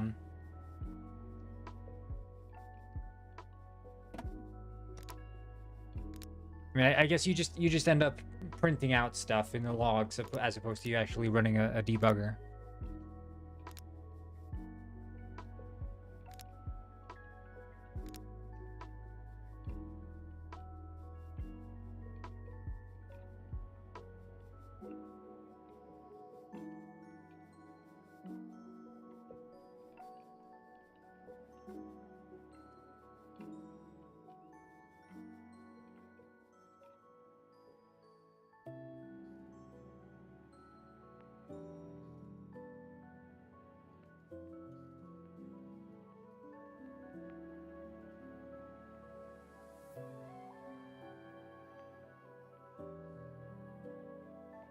But yeah, I mean, using the debugger, I've been able to solve a bunch of nasty bugs that would take me hours to print out. And I don't know why I haven't been using it. I feel like it feels like quite often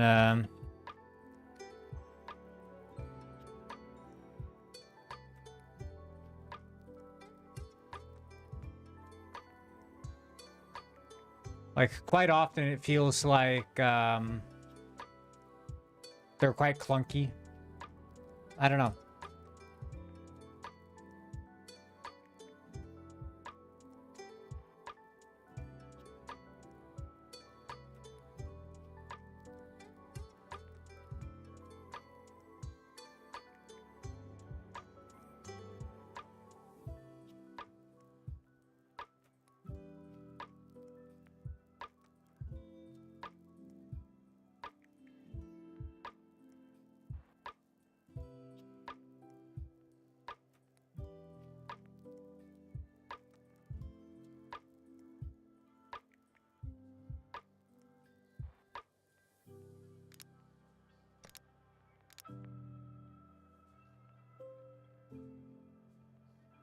I'm just gonna try.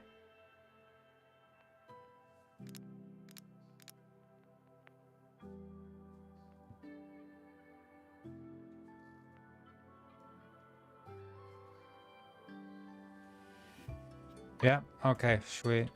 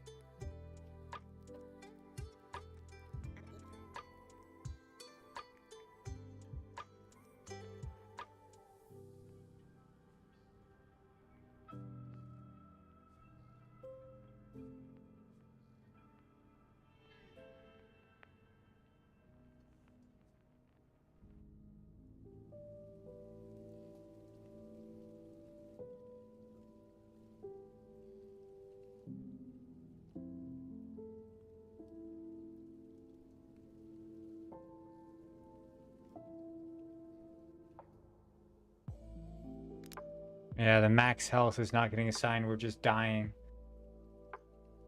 We're dying.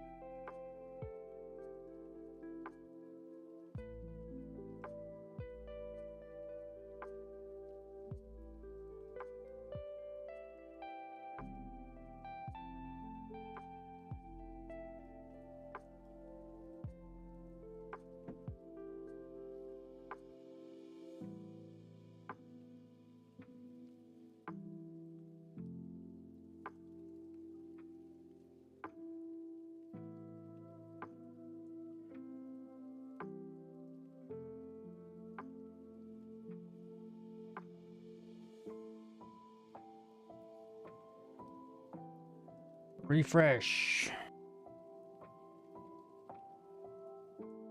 I mean, the problem is I don't know if I'm actually fixing the bug as it was reported to me. I'm guessing maybe I fixed it, but it seems to only occur on specific computers, this bug, which means it's an out of order operation. And apparently I didn't, spend enough time trying to organize the order in which the lobbies were being initialized. It was never an issue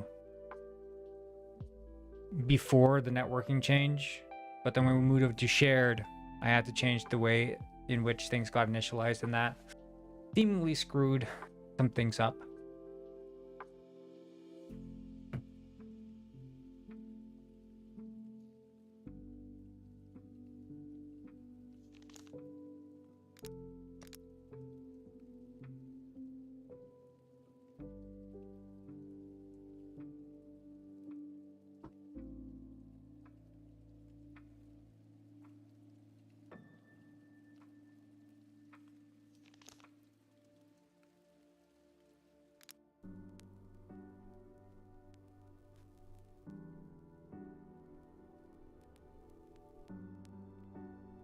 Hey, let's try this out.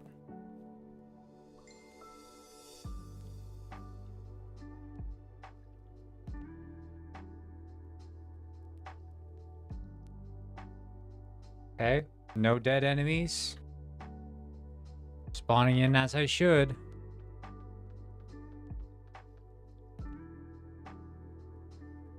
But, I mean, still, the FPS is kind of tanked, which... What are my graphics on? It's ultra? Just apply medium or something?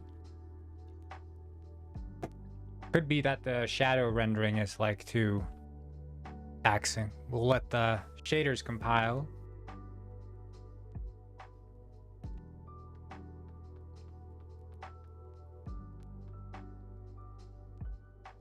I mean, sort of better, but...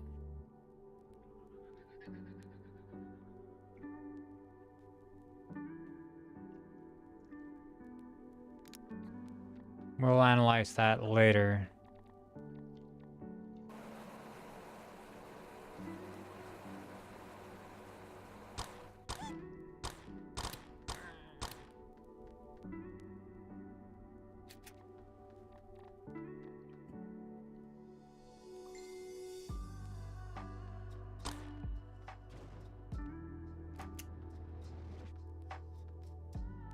I love compiling shaders.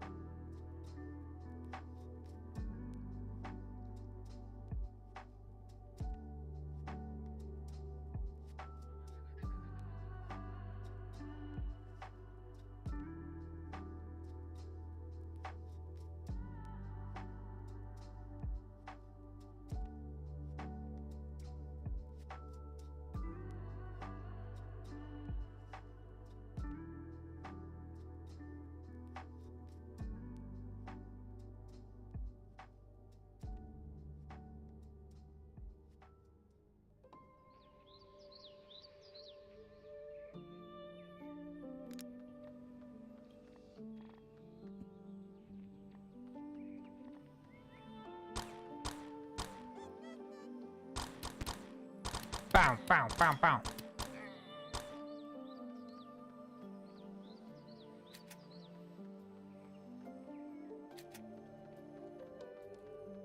I mean, so far so good, am I right?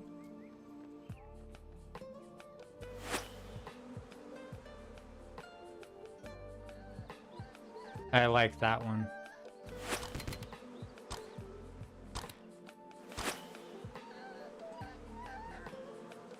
Got him.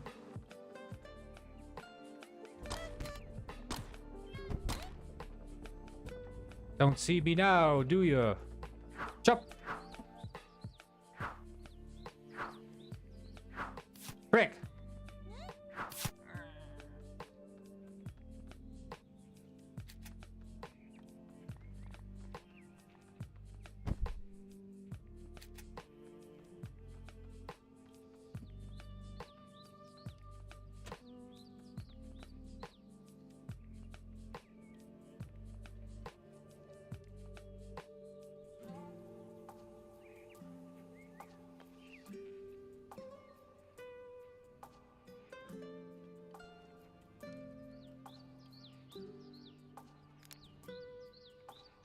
Okay. But we still have to see why the chart we have such terrible.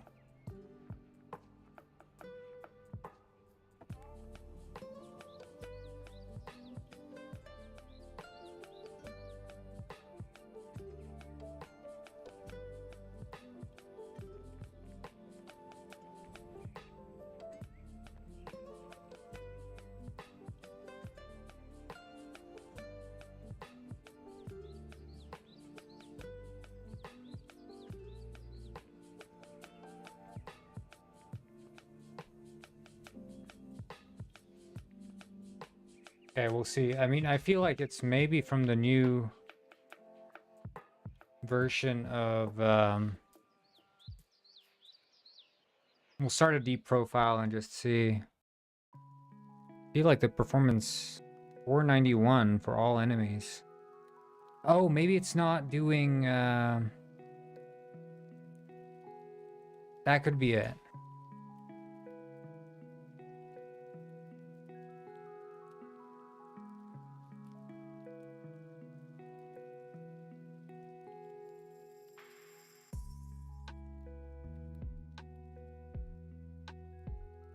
No, it's doing scheduling and just management. Latest unscaled at the time.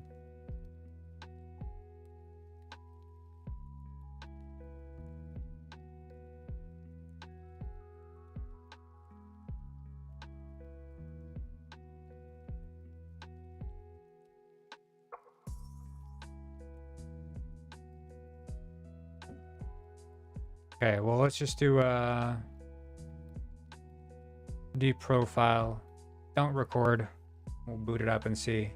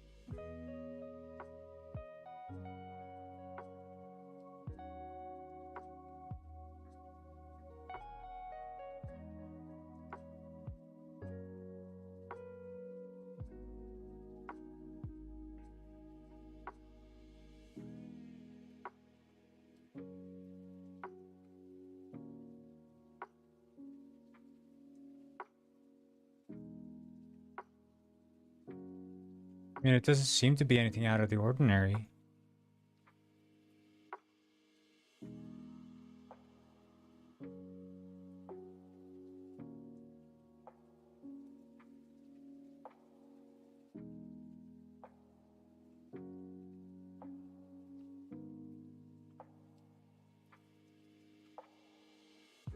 Okay, I mean, there we can do.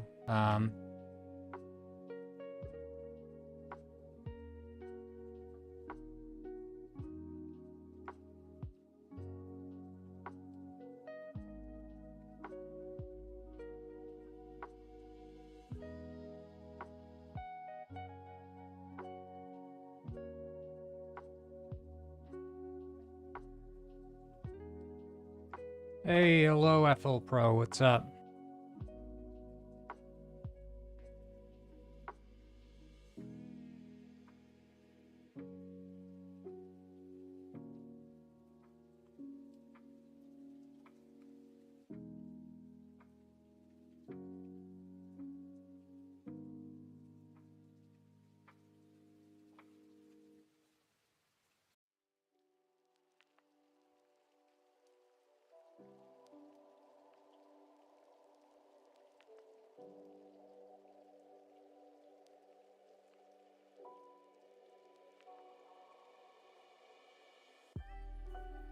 Your games are amazing. Hey, thank you, dude.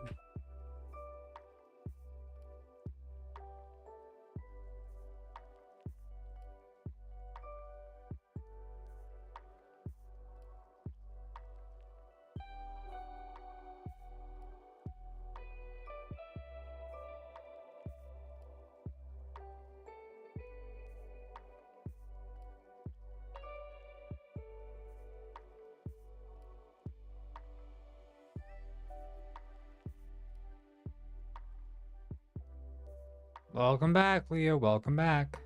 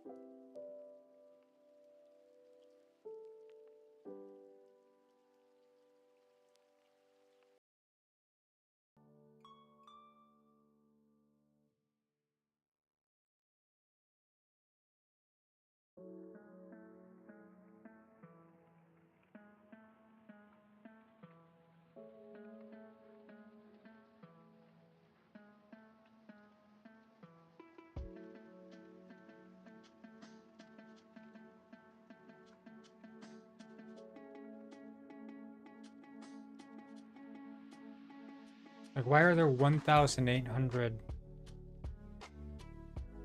calls? Like, is it not the frame? It's not for...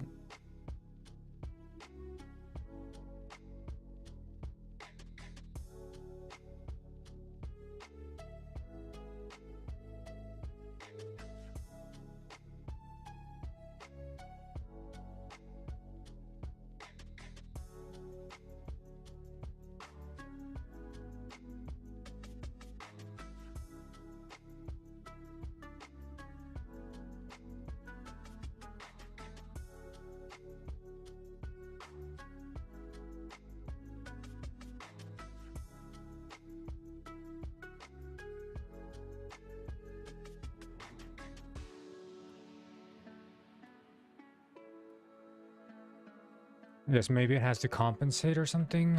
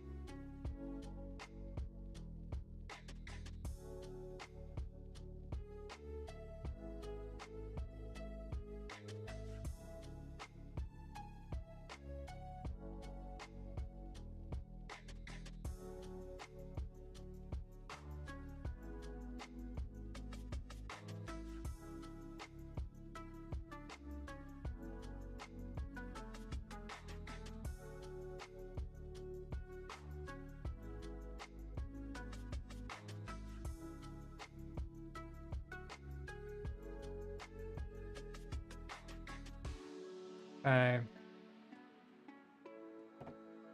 No deep profile. Let's just restart Unity and see.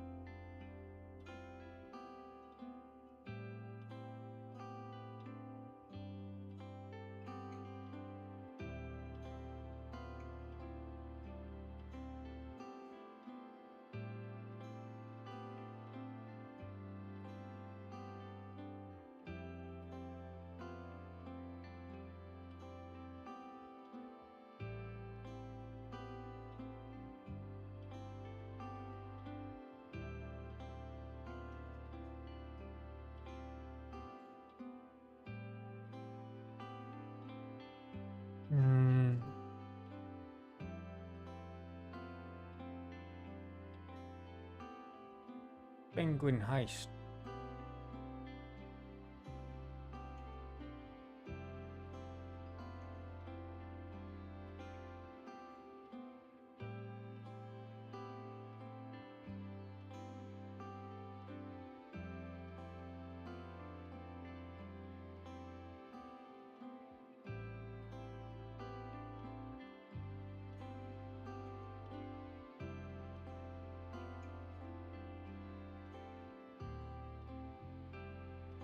Wait, did I just close it or? Okay, weird.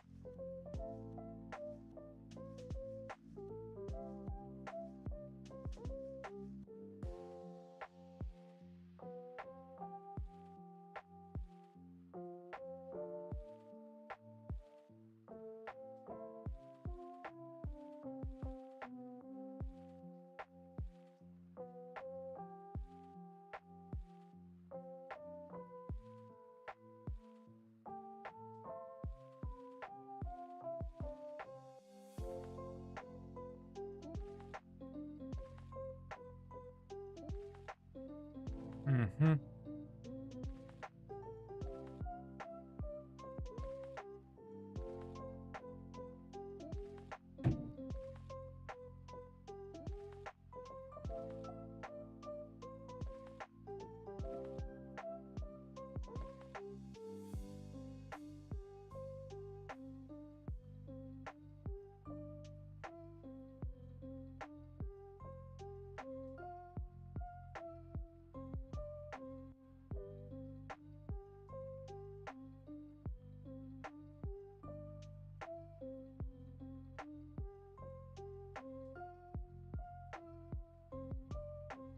All right, let's see.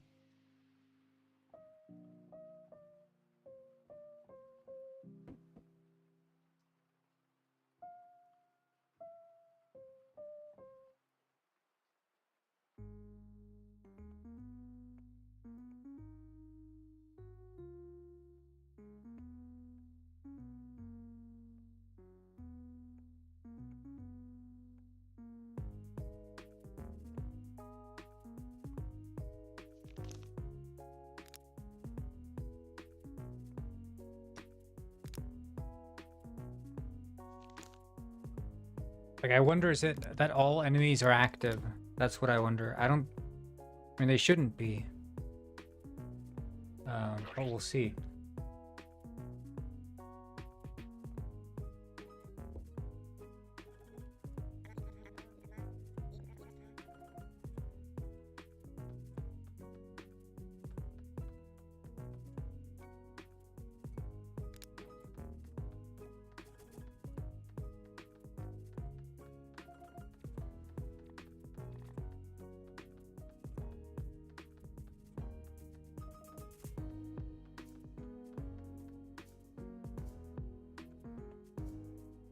Like, what's the FPS on my MacBook?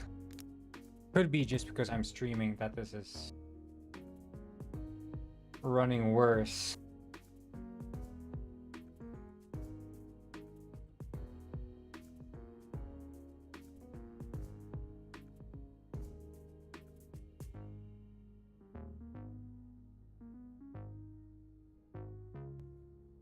I think I'm gonna just try this out.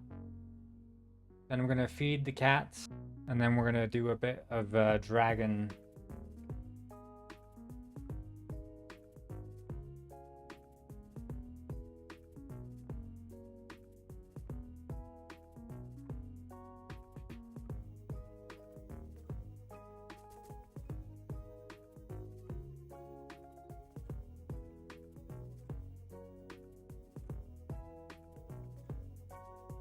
I mean, I guess it's locked to 60, or? No, it seems to be able to go higher.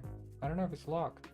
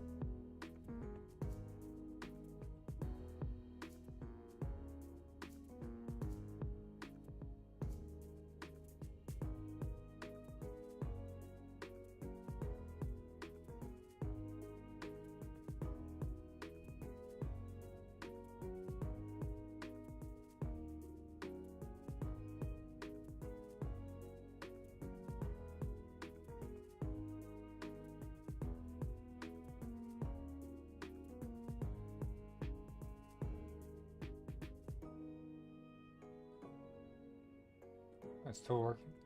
Oh, right, yeah, because I'm single player.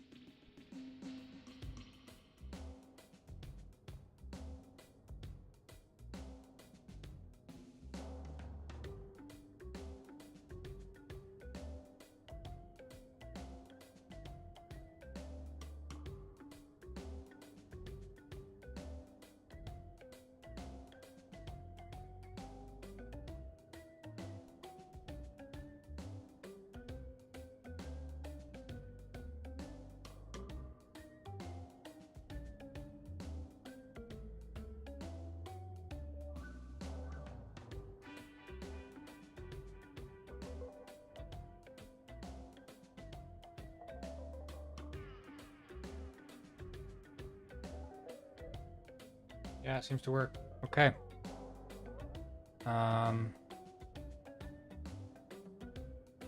Let's do dragon.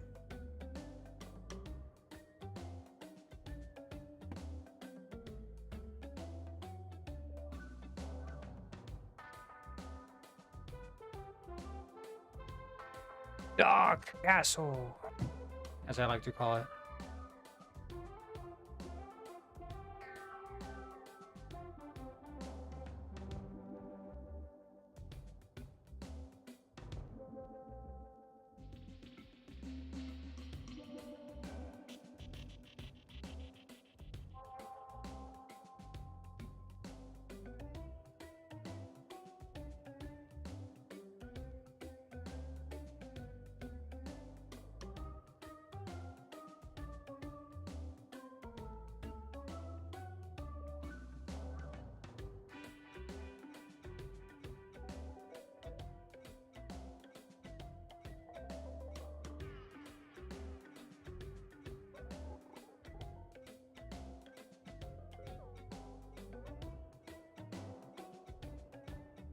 What the penguin bonk?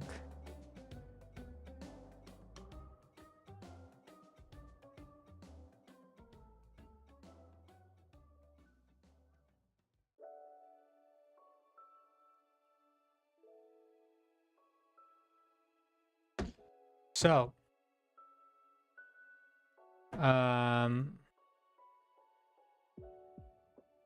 I'll do this.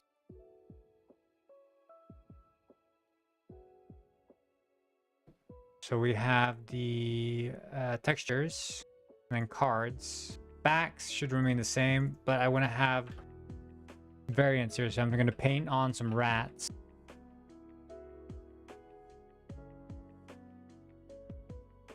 Rats and bats. Or I don't want to paint them on. Rat. I imagine this rat. There's a bunch of rats. Save image as rat. And then bat.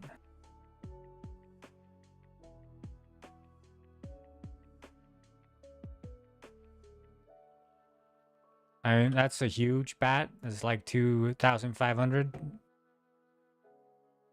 The rat? I don't know. Yeah, it looks kind of angry. It's like upset you walked into the room. Did I update my GIMP? I did. I need to pin this.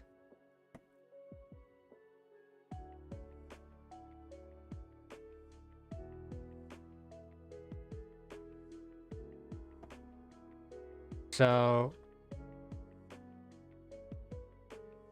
we can do this. Show an explorer. And we open the bat room. Like so, and we just... Oh no! Oh no! Big mistake. Big mistake. This rat is, he's got the... Is this okay? I don't think I can have that bat. I don't think this will do. I need a non-stock photo.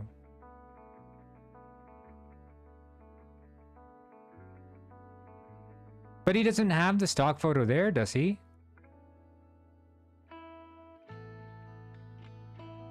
Oh, he does. He does.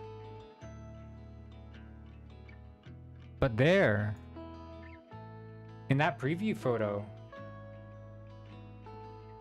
I don't see it in the preview. No, there it is. There it is. There. It's very subtle. Very subtle. I mean, that's a scary bat, but it's not transparent. I don't think. It says free. I like this one. Oh, wait. Hold on. This I gotta see. Why is it... What the fuck? Okay.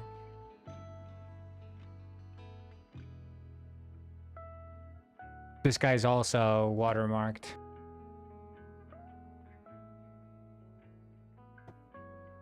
I think this guy is also...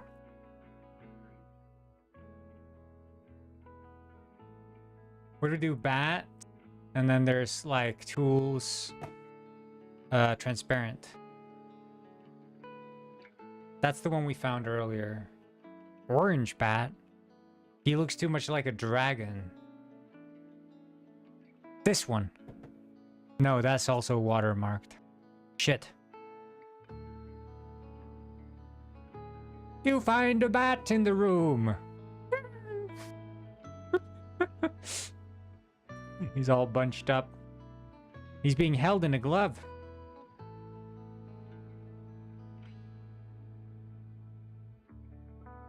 Like, bats are kind of freaky though. Big ears. Big ears on them fellas. This guy I like. I like him. He's got attitude. But this guy, oh, he's got watermark. This guy's smiling. I like him. He's got attitude as well. But he's also watermarked, so...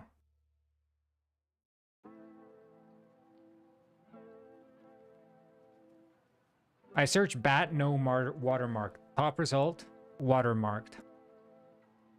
Look, man, I'm not gonna have this bat in my game, so just give me a bat. I think this one doesn't have the watermark. Hell yeah, okay.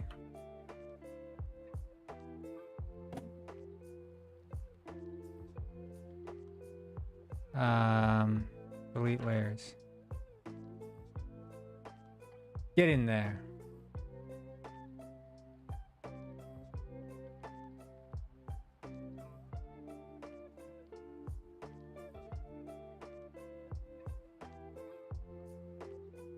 Shit.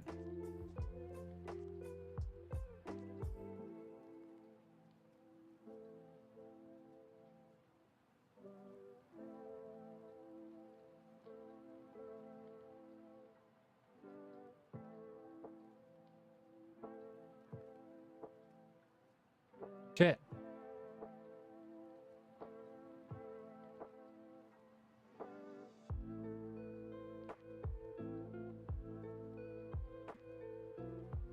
Yeah.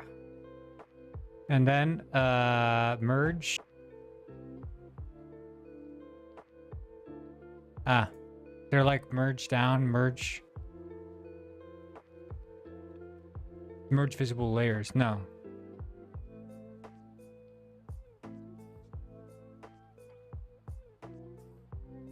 So just merge down, I guess.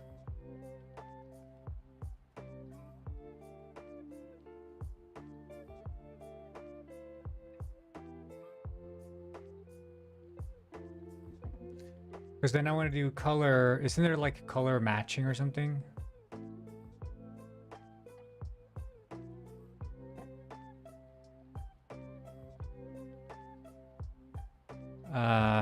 Color match layers. GIMP.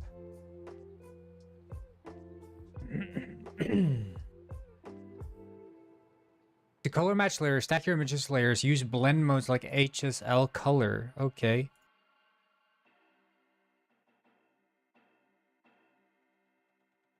Or overlay. Is there overlay? That didn't do shit.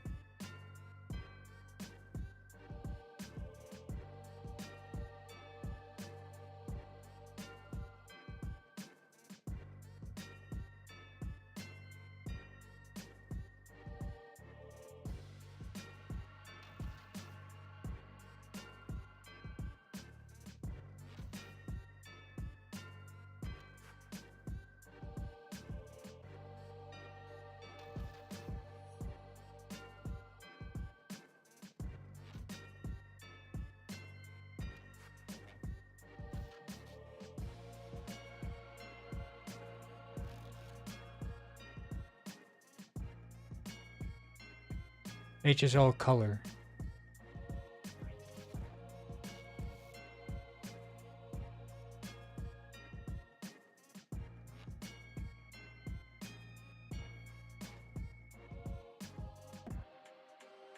Oh. What the fuck?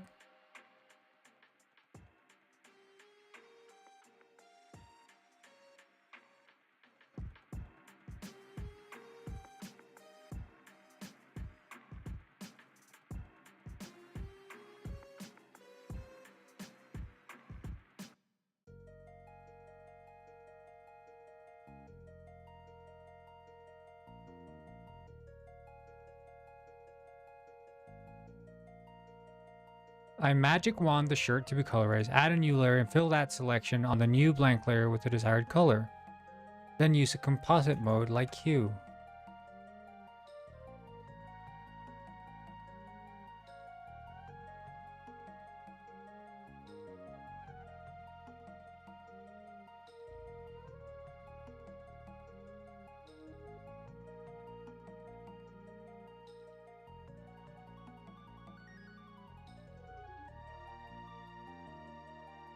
Dude, I don't know if this is working, but maybe I could do merge down and then color hue saturation, I think.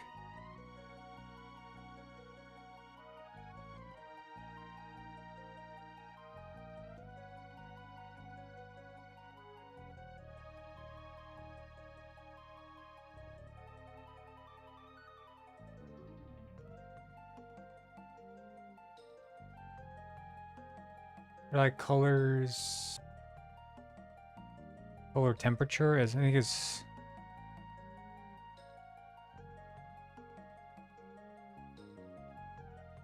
You know what? That's fine. That's fine. You know what? I stopped giving a hoot. Yep, that's right. Hoot's not given anymore.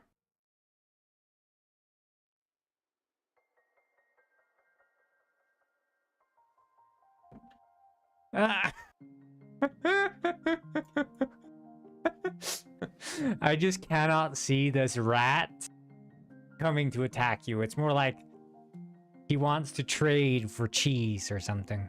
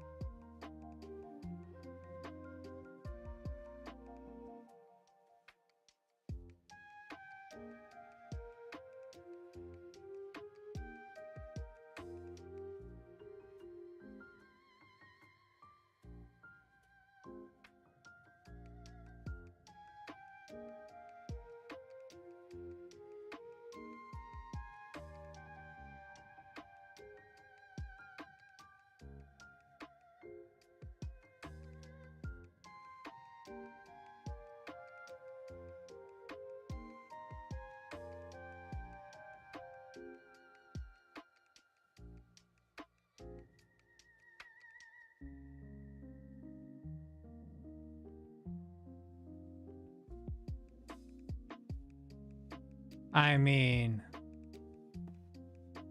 that looks pretty accurate to me. Colors, merge down. I said merge down. Merge down. What is this? Candy Crush? We merging. Colors. Use saturation.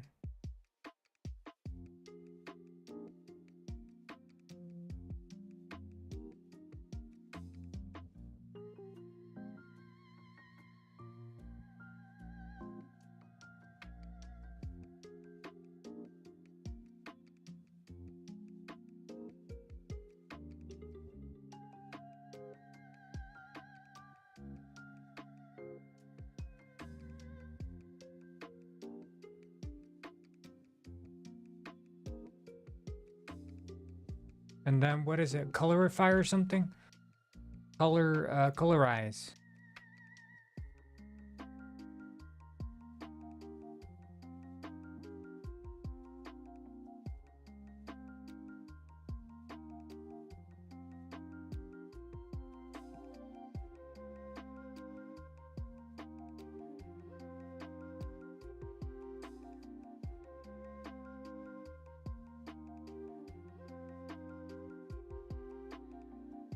Hey, that's beautiful.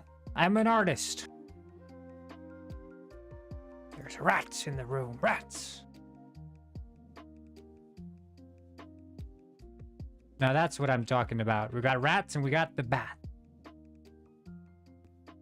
Okay, I'm just gonna take care of the cats. So 1 second.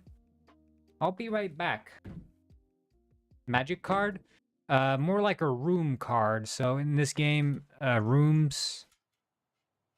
Things happen when you go into rooms. It's inspired by the Tommy Wiseau movie, The Room. Be right back. I'm just gonna take care of the cat.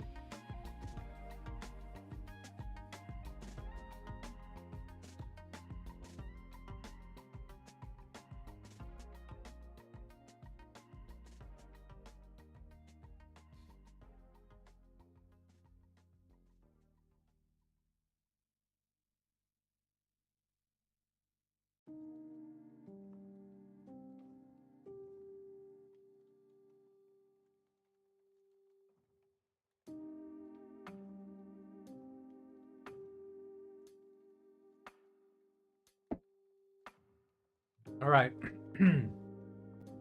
Let's fix this. It's time to rat. What we need to do is for the card definition, open Dark Castle here, this window.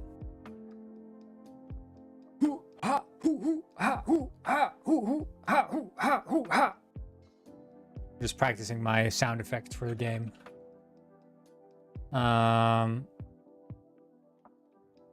Card definition. So every card has to have a public texture 2D card texture. Or I guess sprite? No, texture 2D. Card texture. Yep. Okay. Now,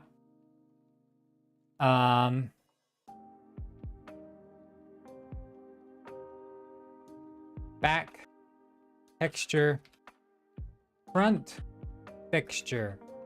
Or should back texture be applied globally depending on I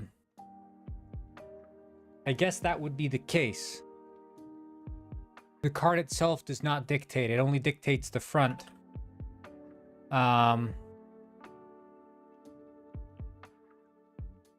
What we need to figure out is the pile. Yo, it's Cash, everybody. Everybody say hello to Cash.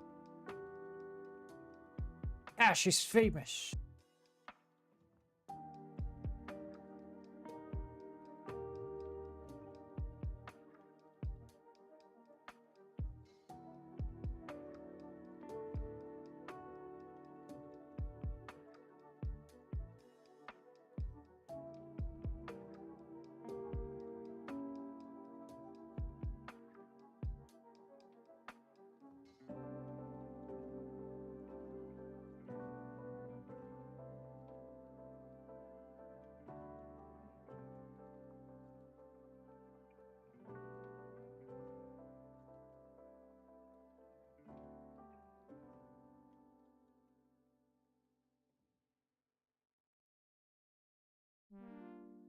And then we have the pile type, which is also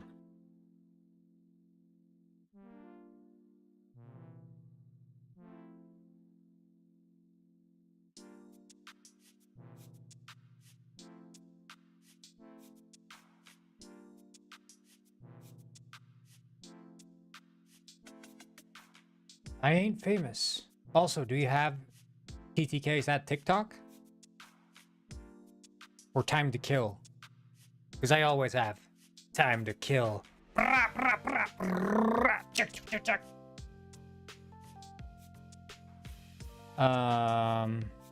have TikTok, yeah. I'm called Big Pickle Guy on TikTok. Big Pickle Guy. I'm banned on TikTok Live. No, I'm not banned. They just won't have me there. Okay, they won't accept me. Tick-tock on the clock. Yeah, that's that Kesha song, right?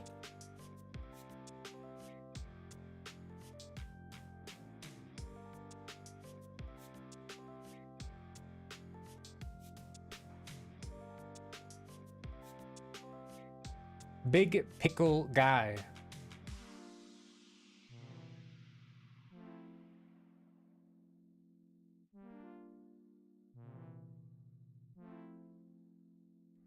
Oh no, my cat is here. He's probably gonna bite me. I've had enough of your biting actions, kitty cat. Get off my desk. You can be here, just not on the desk.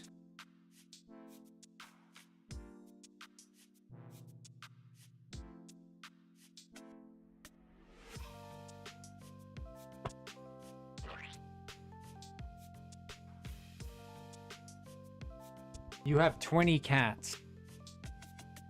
That's crazy.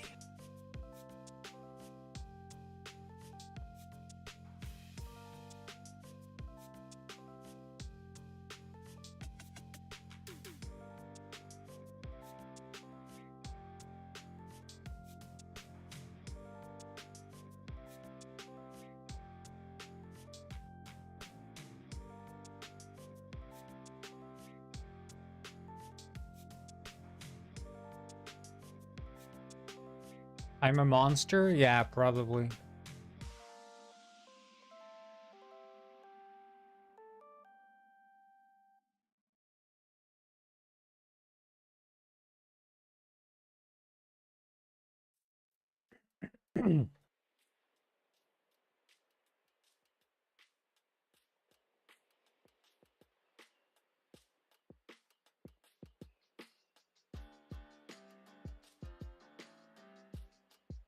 Gotta go to a boring therapy appointment. Hell yeah, brother. Hell yeah.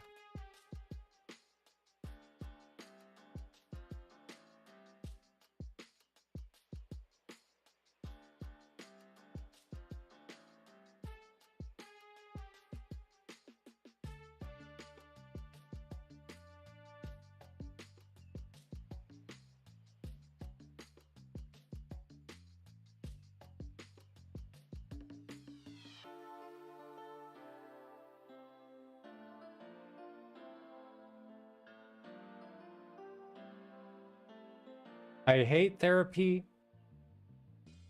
I don't know how to fix my depression.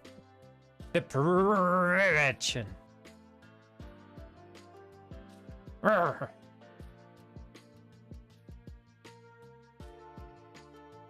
Yeah, dude. Yeah, brother.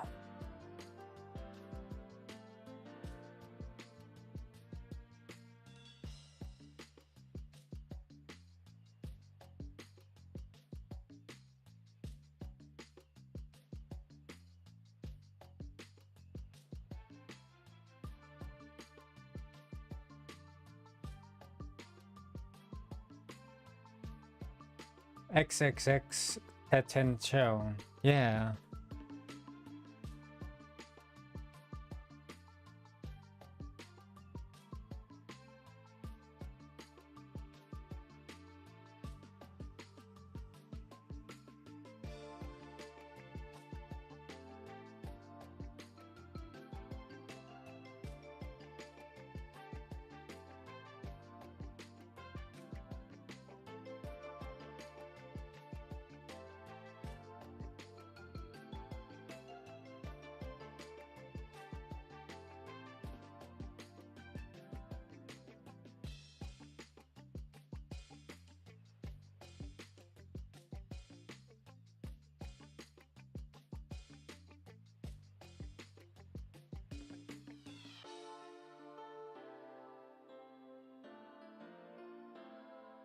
Okay, so we have the cards.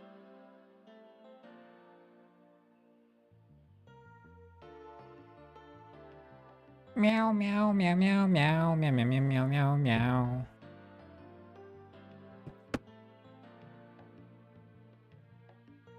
Assets. Don't need the shaders. Well, I guess we do need the shaders, but we need the models. Models? Wait, the card animator here. Card.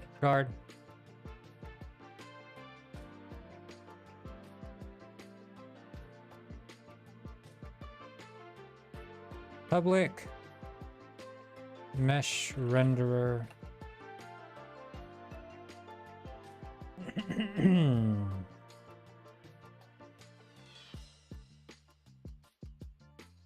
You should go to therapy, Cash.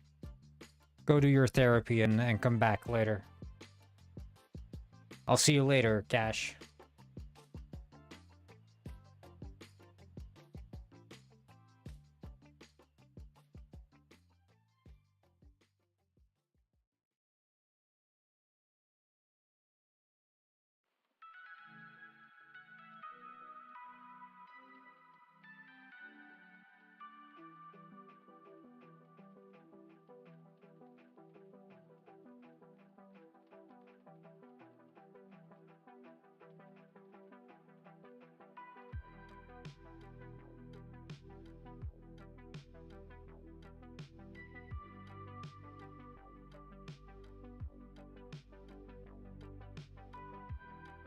They say that 100% of all YouTube Shorts viewers need therapy, but only 10% of them go to therapy. That's an insane statistic. And it's actually real.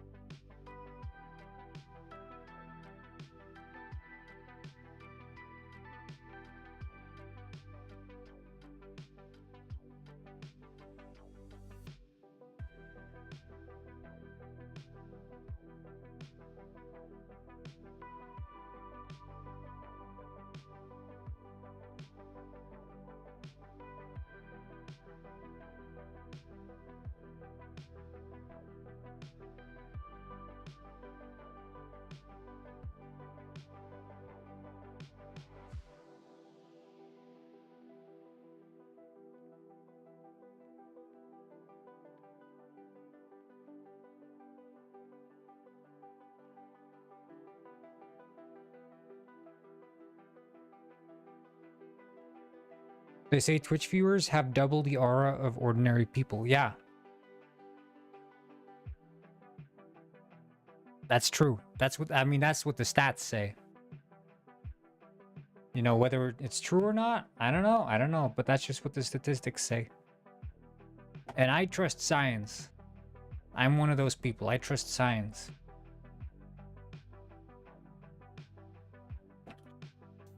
Okay, let's look at this. Oh, wait, we need to assign the textures also. Let's not be too hasty. Assets. And I guess here it would be in the prefabs, cards, definitions. So we have the bat room, which should use the bat thing. Empty room.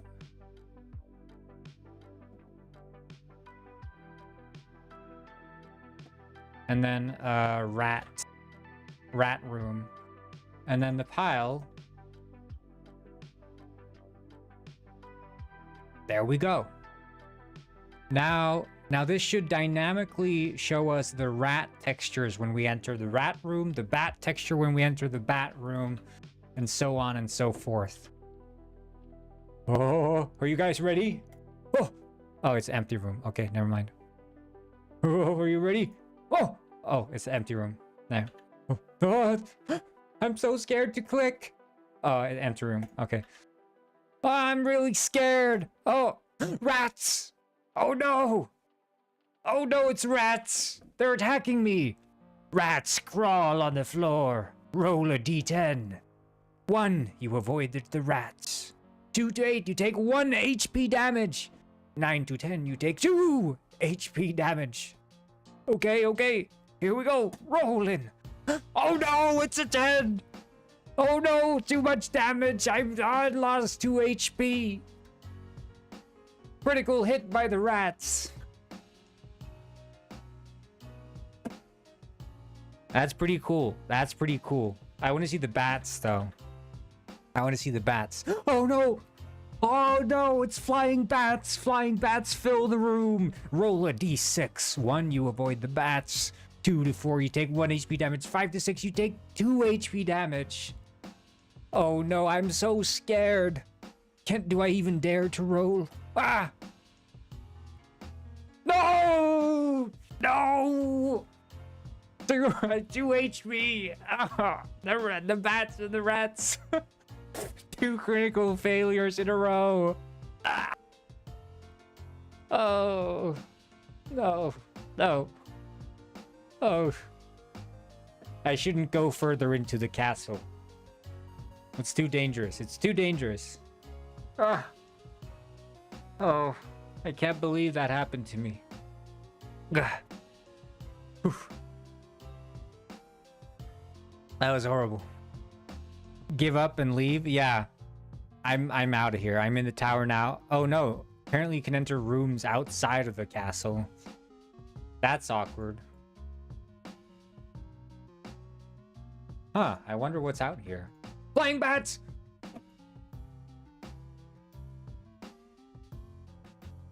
Yeah, I think the problem with the bats is that because I'm out. Oh no.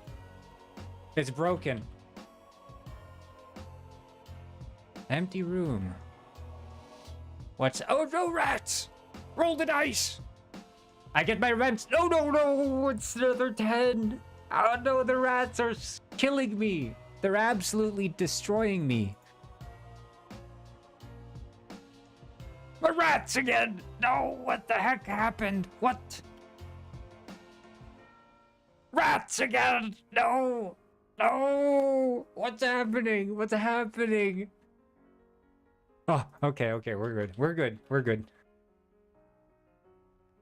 Rats! No! Okay, okay, okay. Roll, roll. Here we go, here we go. 8! Oh god, the rats. Literally Black Death POV.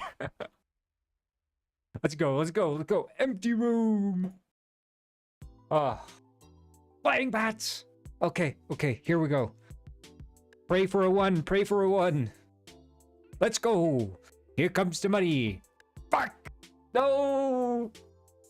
Oh, oh. Okay. Enough of that. Enough of that. Too much hype. We have to oof.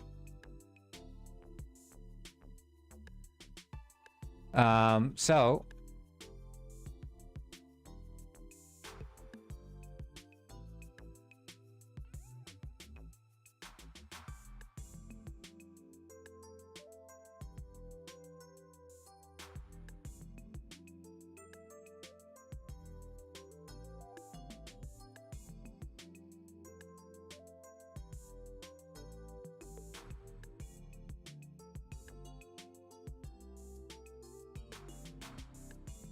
I mean, you guys can understand. We just have rats and bats, but it's already kind of hype. So, I mean, you know, look into the future when we have some more stuff.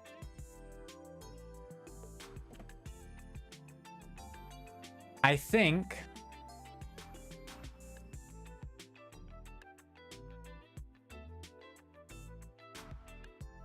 we should probably add the HP mechanic.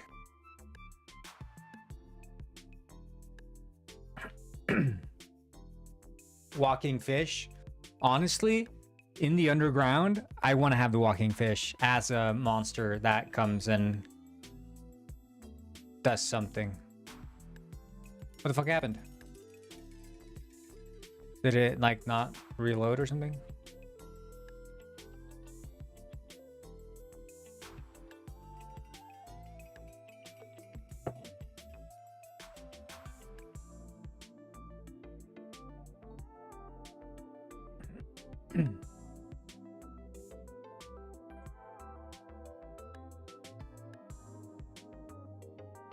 So now I can't move out. If it's not a valid position, I can't leave.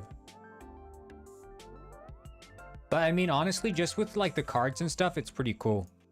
Should we add some underground, like some terrain below this?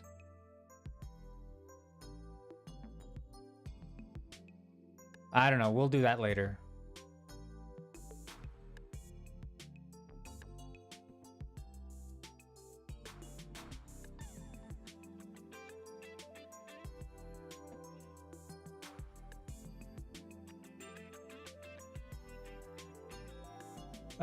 Window, I think it's rendering control 9, right?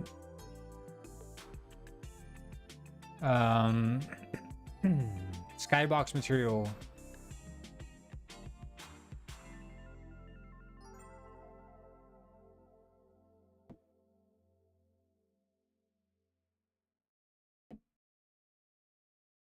And then here, background is just solid color.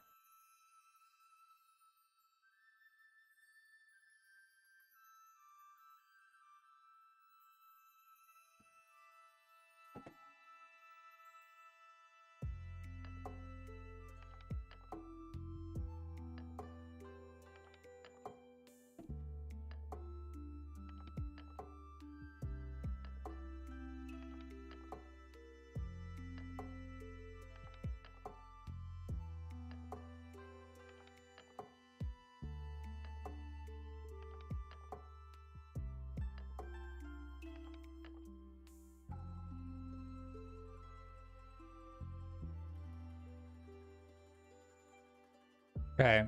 Right, HP. So in here,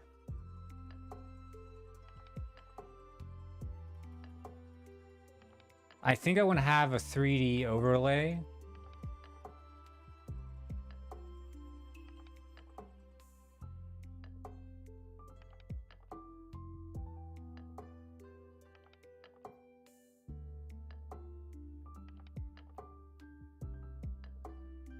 Which means that this overlay here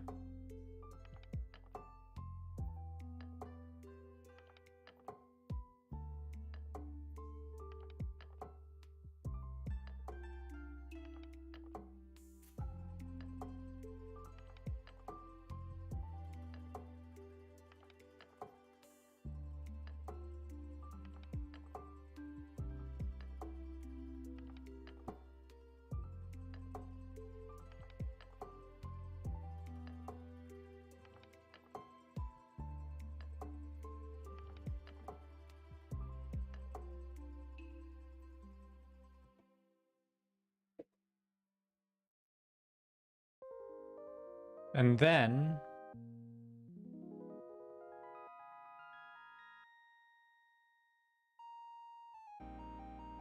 well, let's do this.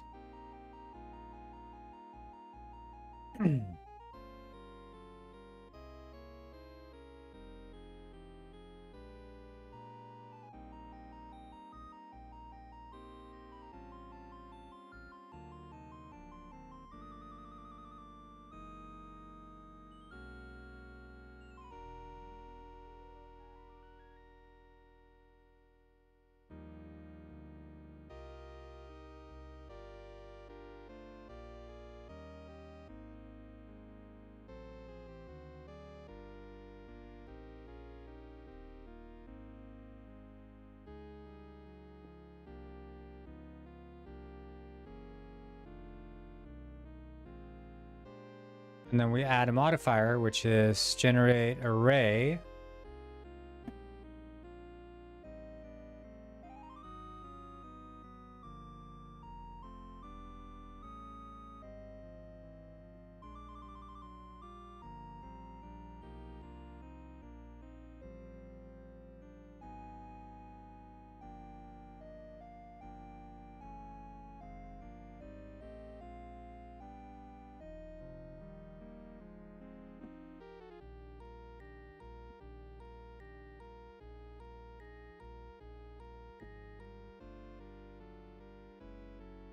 Wait, how do I set the grid size? Is it here?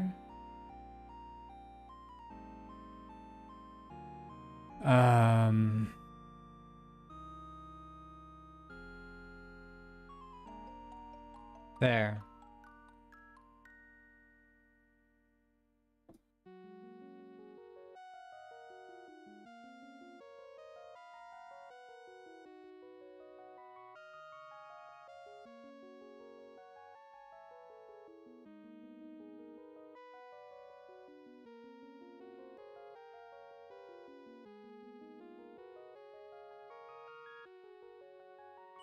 Then we can have a little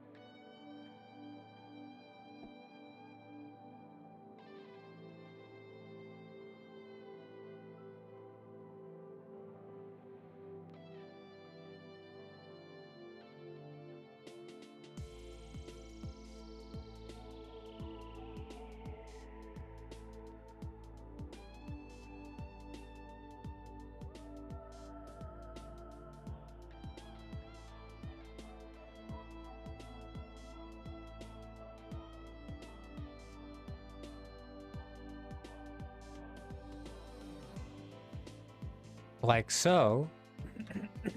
You guys are gonna get this. Don't worry.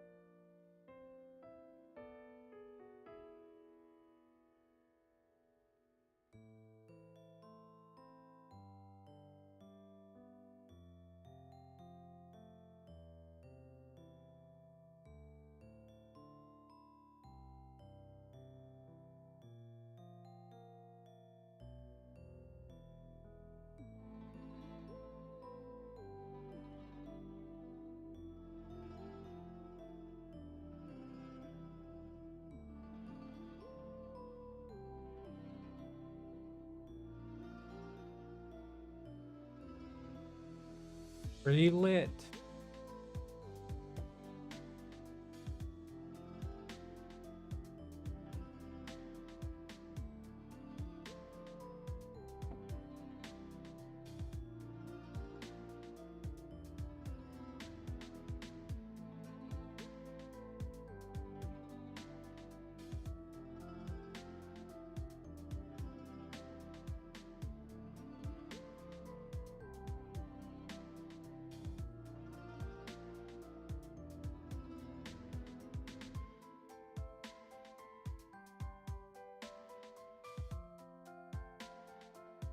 Oh wait, it's the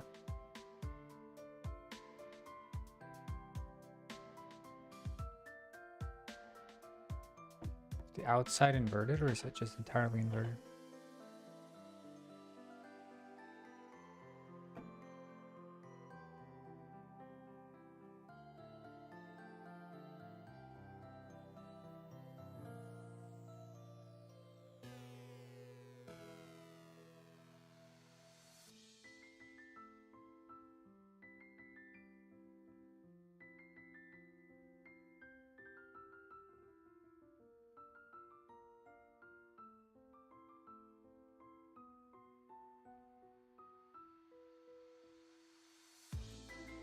Fuck.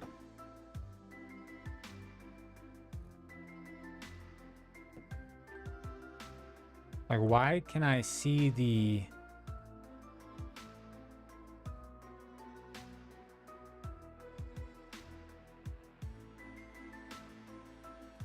Okay.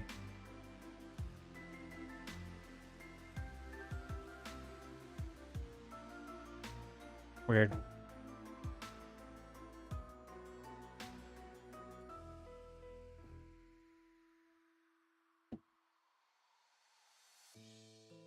And don't receive shadows.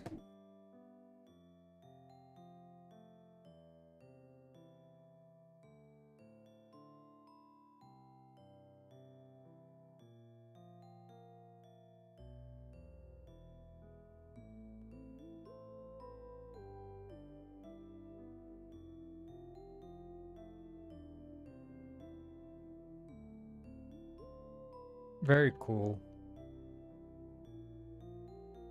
And then you can put this, no rotation required, at position 20 for 20 health. Oh, I mean 19.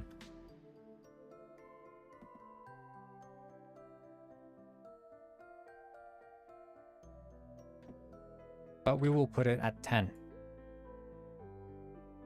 You should also not receive shadows, Mr. Health Knob.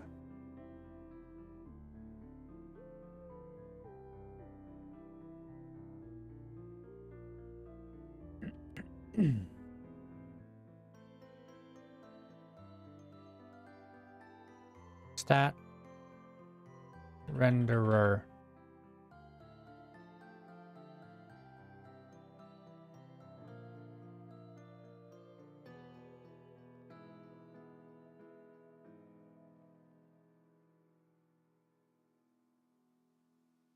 And then we'll just render it as the current player.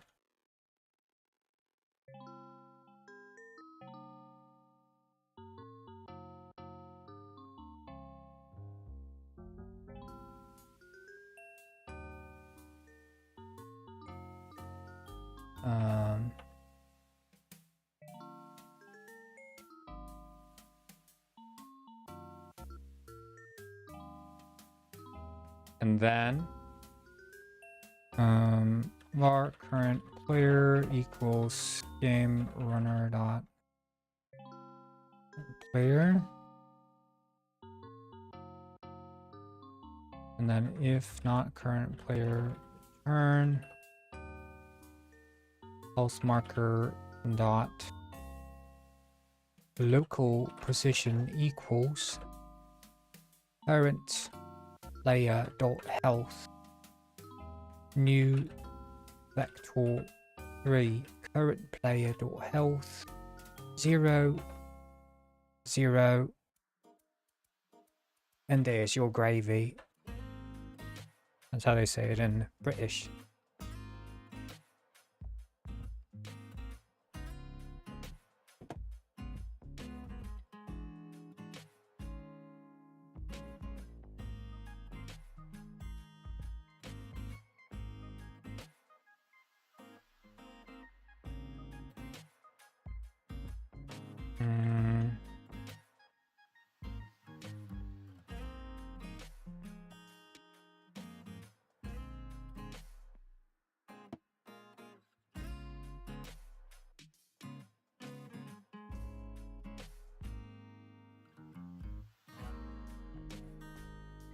And that's 10. Okay.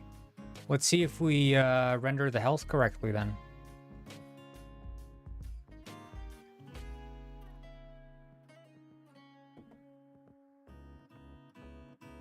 See, now if we change the aspect to 4:3,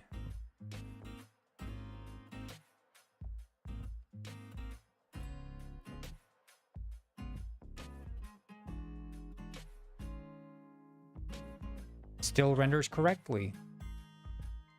Flying bats! Please take damage, please take damage, please take damage. Oh, fuck!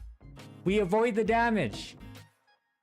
The time when I actually want to take damage, the freaking bats, I get locked in. Like, run is over, man. Run is over. I'm gonna do, maybe I should do like a search room card. Although I don't know exactly how I'd implement it, but... And I guess on the right here, maybe that could be like your item cards. Rats! Okay, D10. It's almost impossible to avoid damage.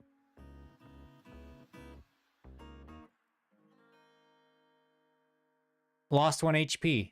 Move it down, move it down. Ah, shit. The variable health marker. Hit, shard. Okay, okay.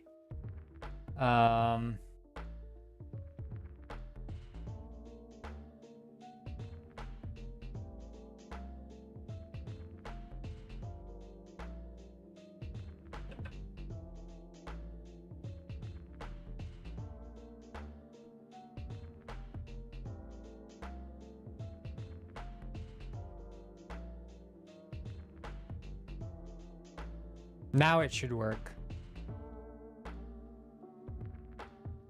Empty room. Okay, yeah, I get it.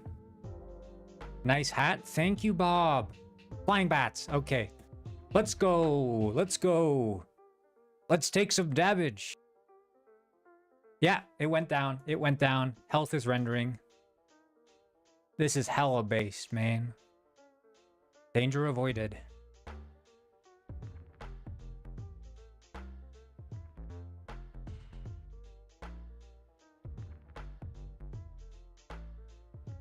Oh no! 2 HP damage. It should go there. And it did. I'm clairvoyant.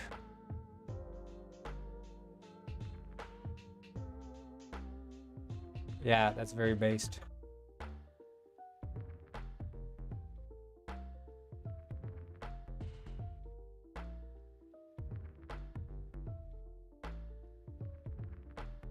Oh no, we're just dying. How will we ever get to the Dragon Treasure Chamber at this rate?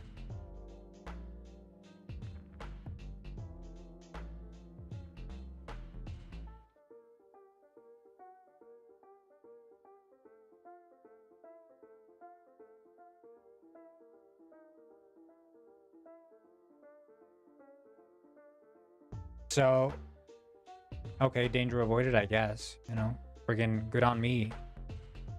Didn't even get to roll the dice. But let's have it spawn in the treasure chamber.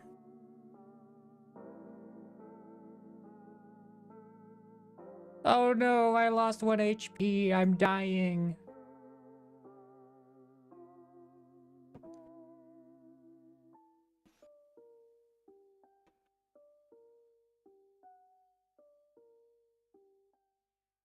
Danger avoid. I think the dice can like get stuck sometimes.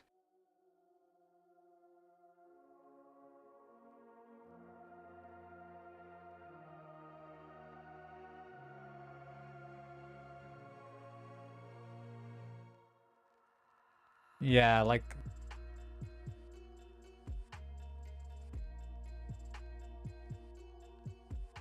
can this, yeah, it's co-op.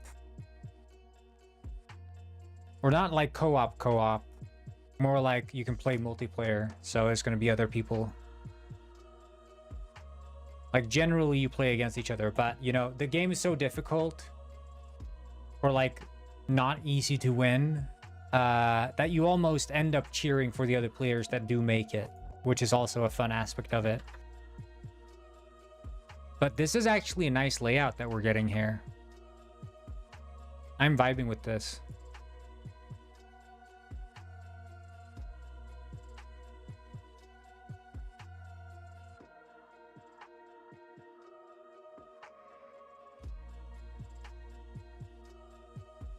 Oh no, I'm almost dead.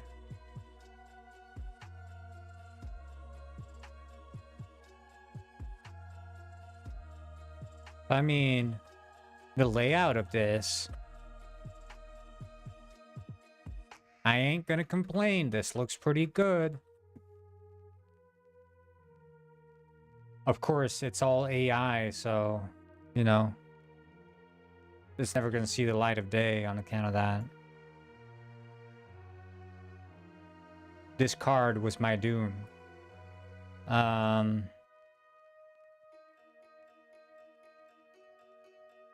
So in my mind, it is part of the Penguin Ice universe in the sense that it's like mythology, and it's all mythology from the Penguin Ice universe. Characters that may or may not have existed, you know, legends of history. That's sort of how I want to approach it. Acting as if this is a game that maybe some penguins in Penguin Heist universe play, based on the lore of their own world.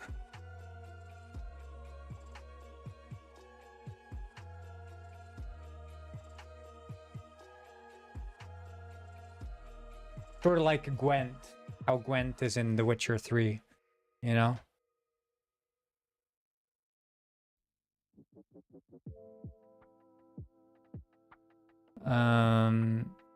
Right, let's make the treasure room assets.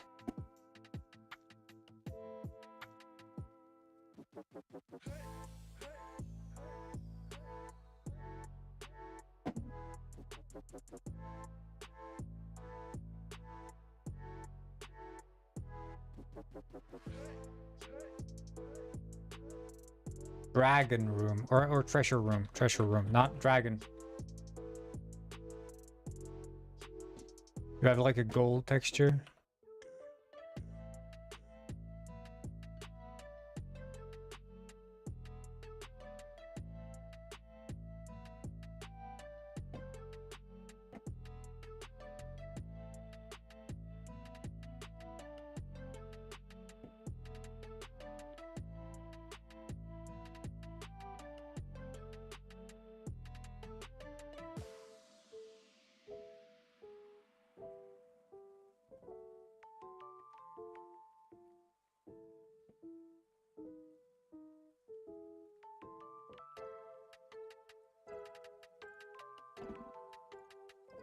Isn't there like artistic or something?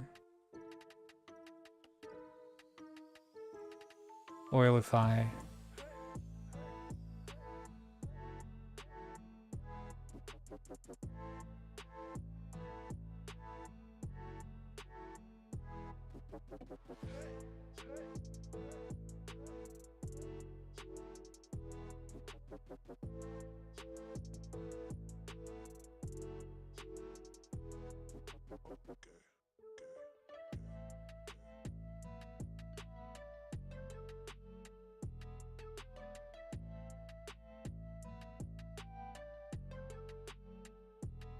Assets, textures.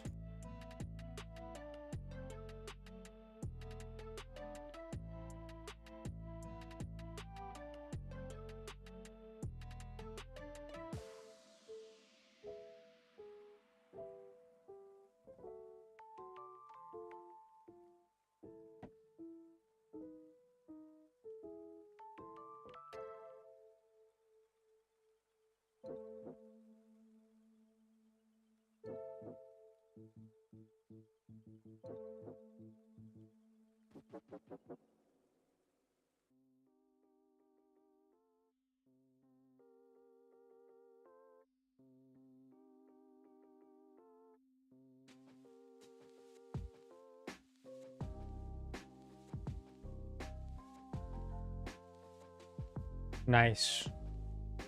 The Dragon's Chamber. I think what we'll do, assets.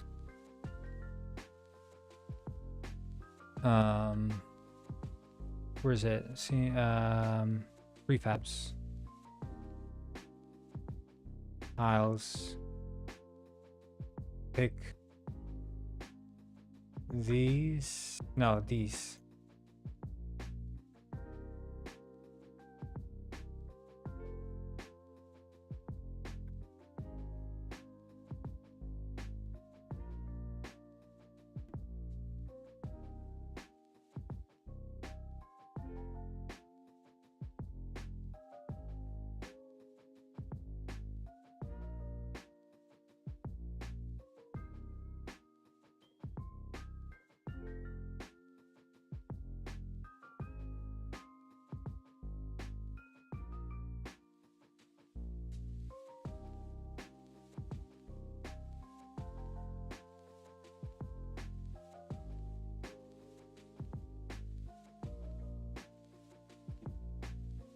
I guess we need a north and south one.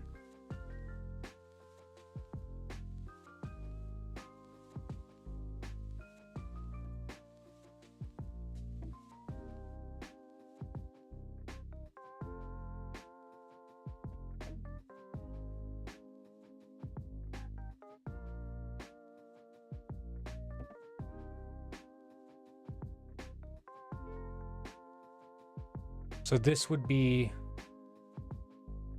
south and north.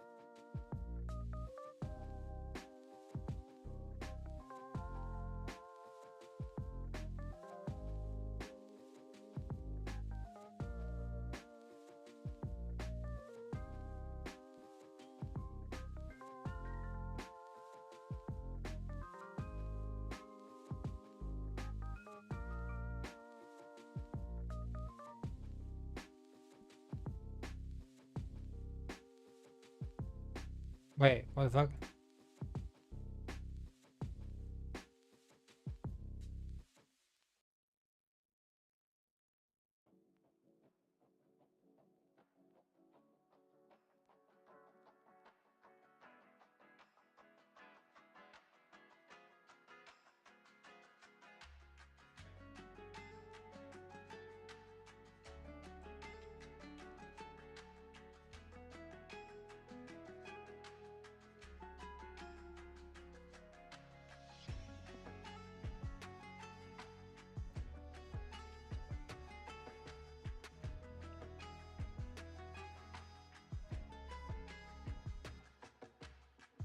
There we go. Okay, so now what we need to do is for the tile manager, just this fella here.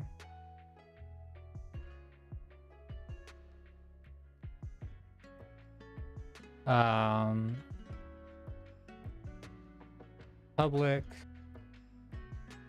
room tile. North treasure room, south treasure room. Okay, and then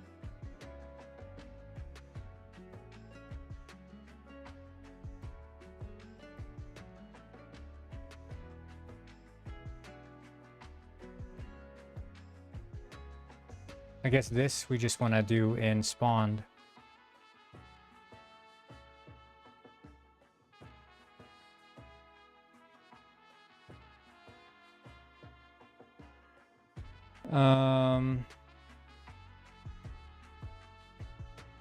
And then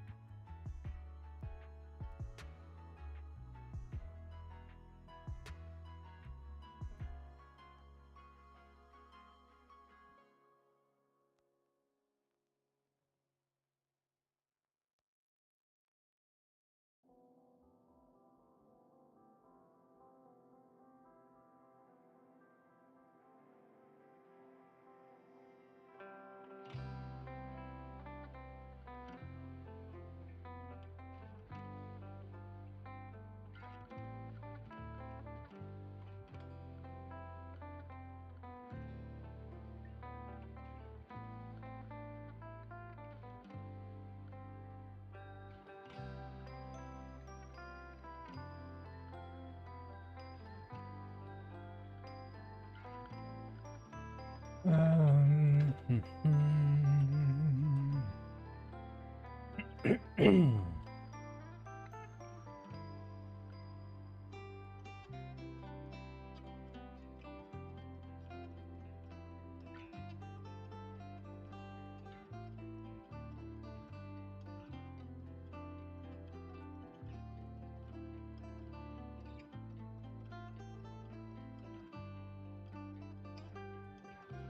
We're gonna just make this a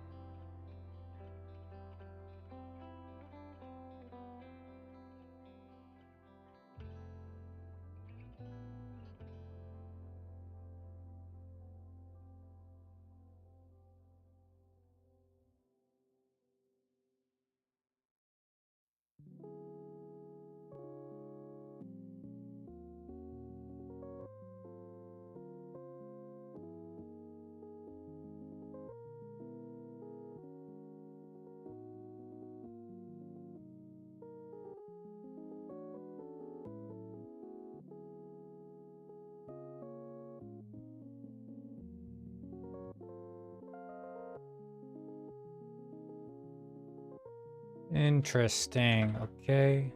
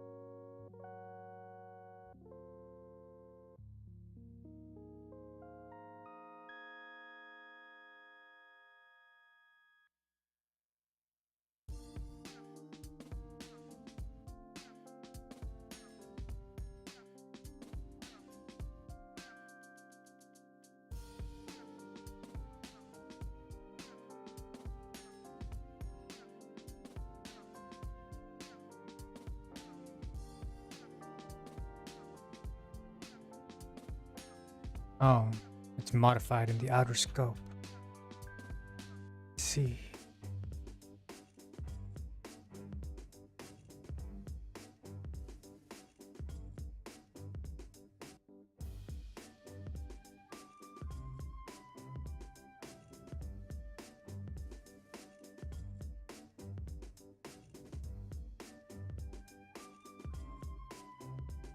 Well, we should just make it be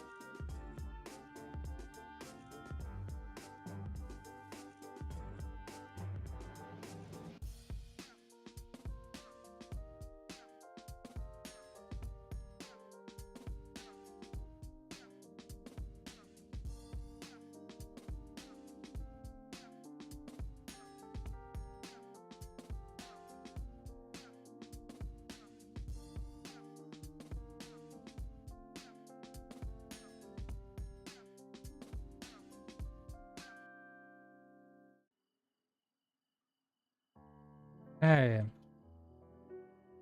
That should spawn the treasure rooms. We just need to assign them. Oh.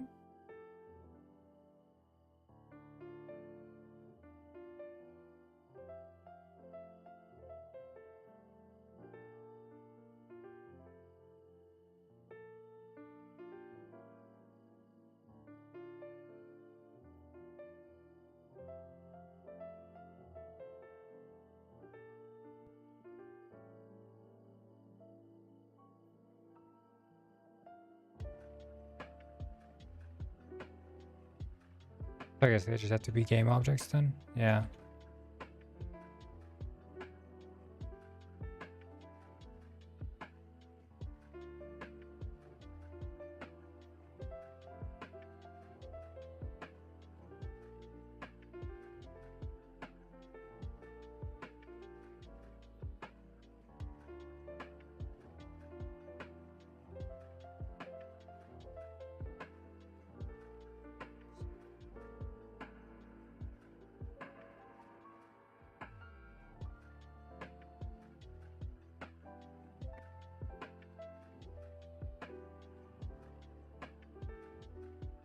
Okay, so the north treasure room, assets, prefabs, tiles.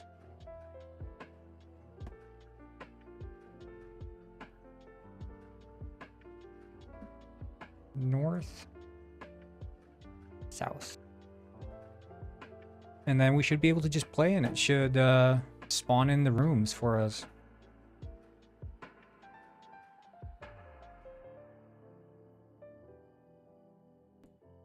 But question is it centered?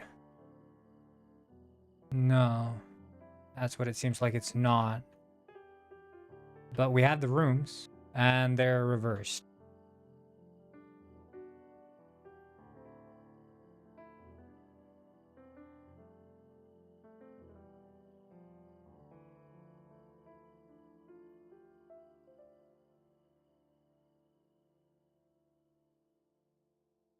Wait, but north is north of south. Okay, yep. So it is in the right position. But I think it's like that, and then -1. Then we just need to go in here.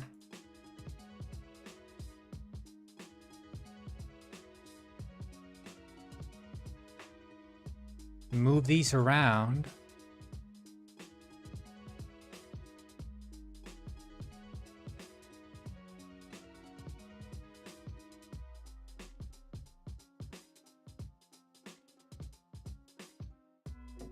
And let's see.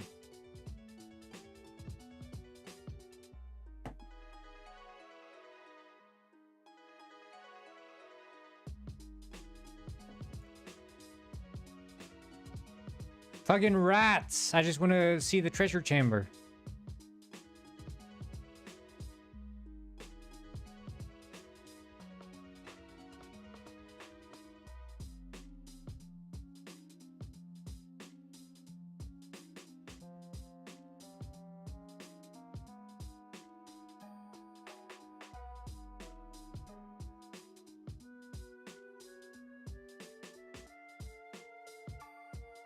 Oh my god, there's too many animals in this castle.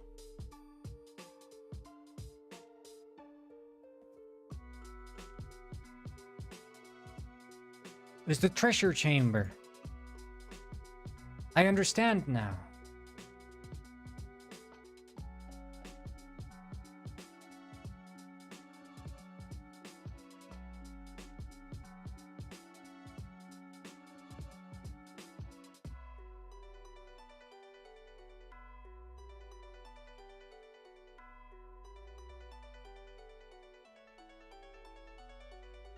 I just need to see if I can actually go into the treasure chamber. That's my big thing. Fucking dice. Oh my god, can I even get there? Fuck! I need the search room ability. Yeah, I mean, the rat card kills me too, but for other reasons. Literally kills me, because those rats are nasty, man.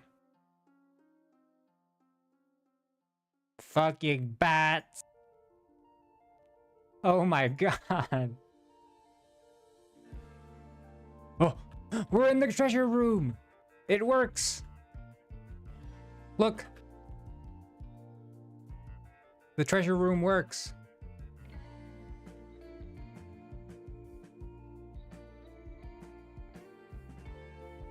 And now we just have to get back.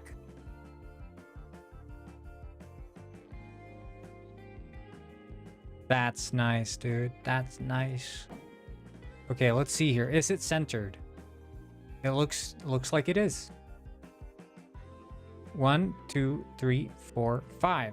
1, 2, 3, 4, 5. Nice. This one's not centered though.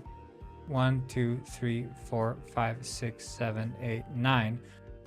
1, 2, 3, 4, 5, 6, 7, 8. Right, so this has to be odd numbered, I guess, if it's supposed to be centered, and then even numbered for the other one.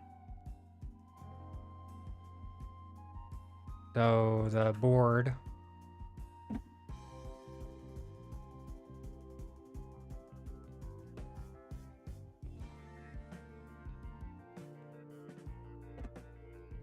width, we'll do 17.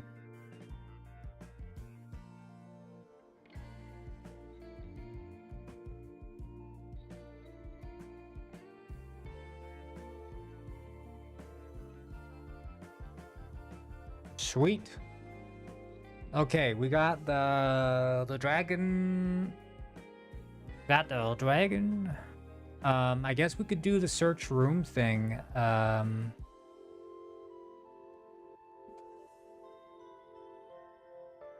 But I do want to check over the card animator because it's. I think I know what the issue is. I think it has to do with here. Like the priority. So the dice card should always be higher priority. So if it awaits a roll, but hide gets triggered first, because this one has an exit time, this one doesn't.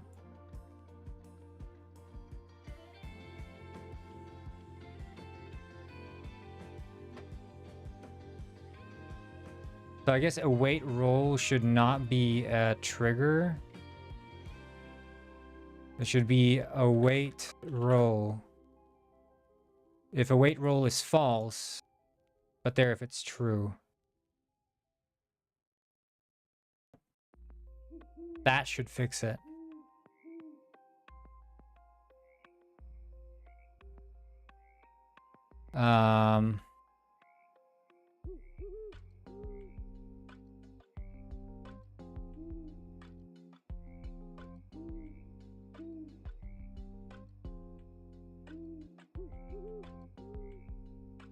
But we want to change this to awaiting roll just to be explicit about the fact that it's a bool.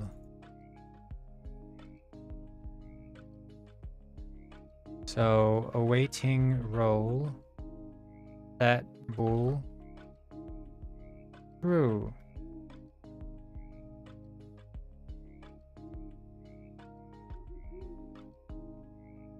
And then finish roll.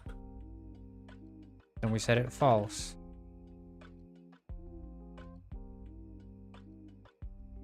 Now there shouldn't be a way to... We'll make this seamless. So I think it's Shift Control O by width and height divided by 2. Here, use the stamp thingy.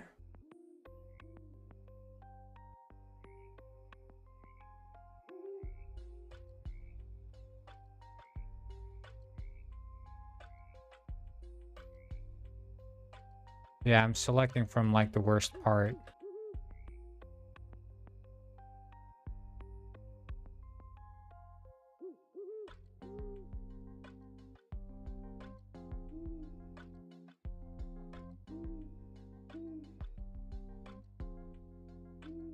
Like, why is it lightning?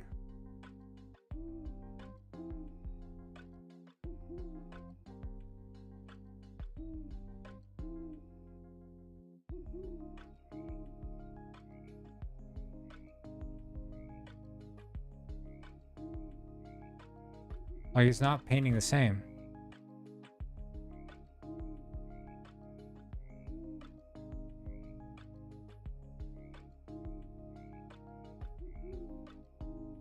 See, it's like turning yellow.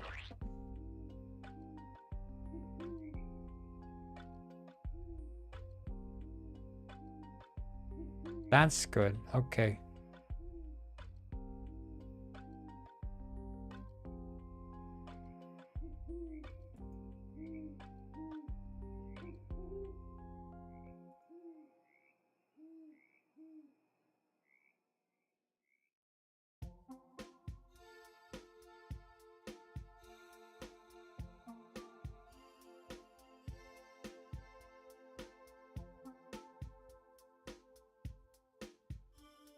Yeah, man, this looks like seamless coins. For sure, man.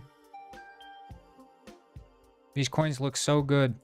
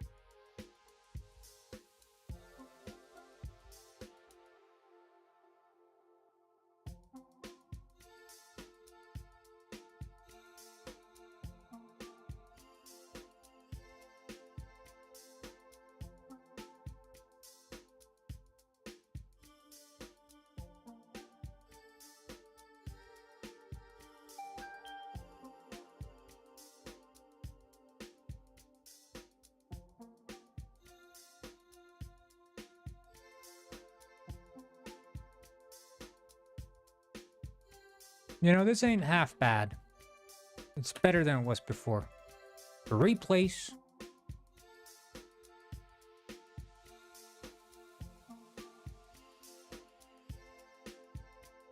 And now we go into Blender. Like so. And what you do, you unwrap.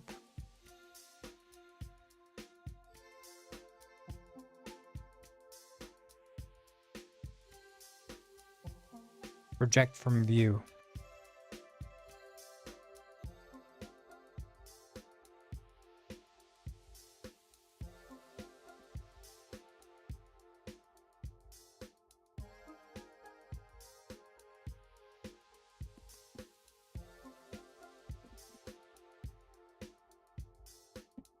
There we go. That's gonna be a banger.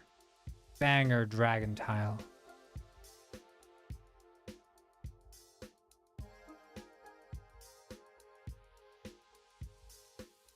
And then we go into the treasure.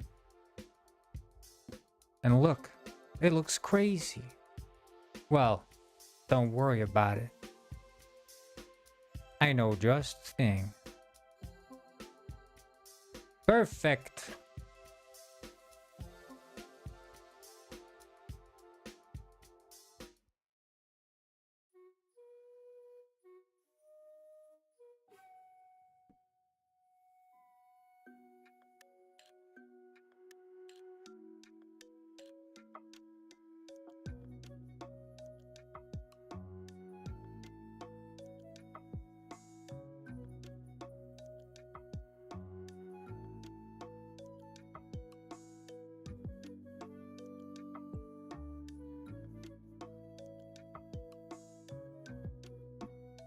Hmm.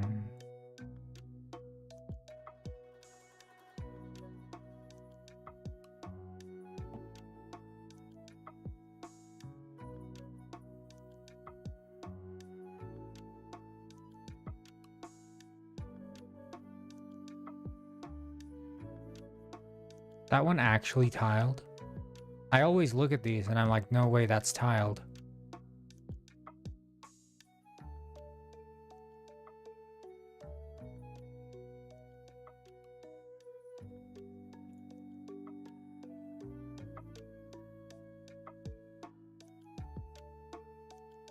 Like, I guess there are continuations. Yeah, this is fine.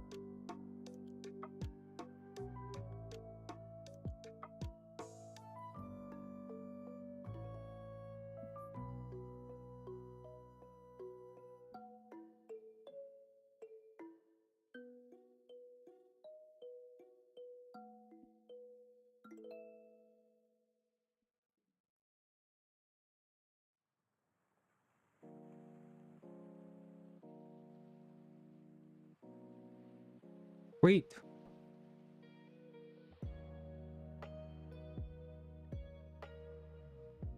Maybe we should up-res it a little bit.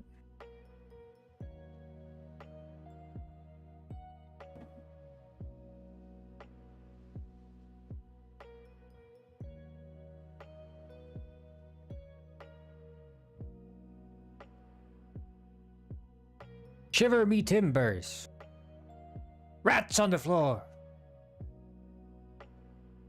Oh no, I rolled a 9. I take 2 HP damage.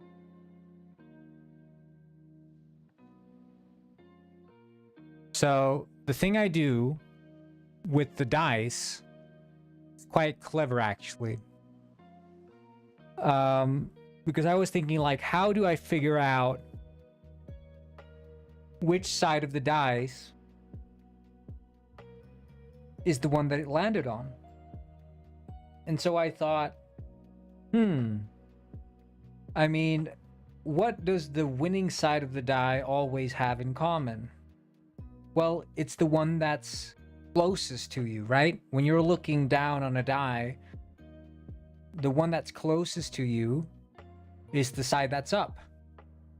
And so that's what I do. I just put these invisible points on every single side of the die, and whichever one is closest to you, whichever one has the highest Y coordinate on the Y axis, that's the winning side.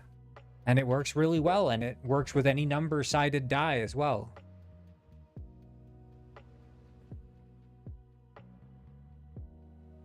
Rats crawl on the floor. Oh no, not the rats.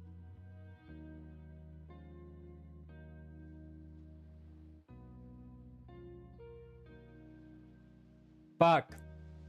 It's a dead run, guys. It's a dead run. It's a dead run. We're stuck. Yeah, definitely I want to do the search room thing, but... So, in the game, Drakborgen, not paint. I want to open text edit. There are a couple different cards. There are room card pulled for entering rooms. Room cards for entering rooms. Search room card for searching rooms. Door card for opening doors. We don't need the 4. It's redundant. So, entering rooms, searching rooms. You have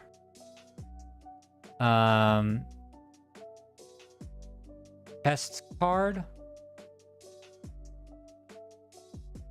opening chests.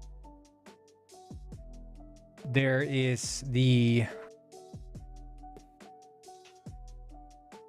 let's see, there is the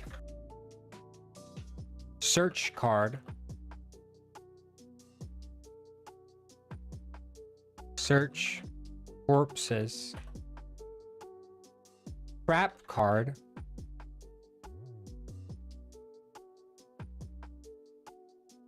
Trapped rooms. So some specific rooms that you enter require you to not take the room card, but because they are trap rooms, they just force you to take a trap card. And the reason there are trap rooms is because there are some characters that can sense danger before it comes. And the only rooms that are dangerous are, well, trap rooms. There are also some other, like, plank rooms are dangerous because you might fall down and hurt yourself. But trap rooms are just inherently dangerous because there's always traps in them. Then there are things like dark rooms that are also, like, not dangerous, but not beneficial because it's mostly just random chance as to whether or not you'll get out of them in the right direction.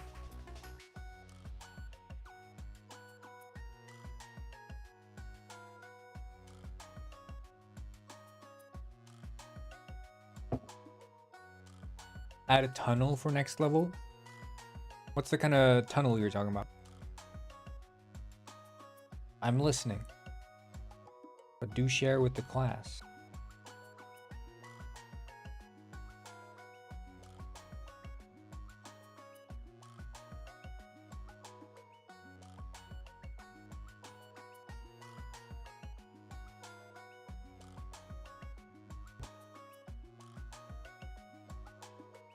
Okay, what else is there? There's the monster card.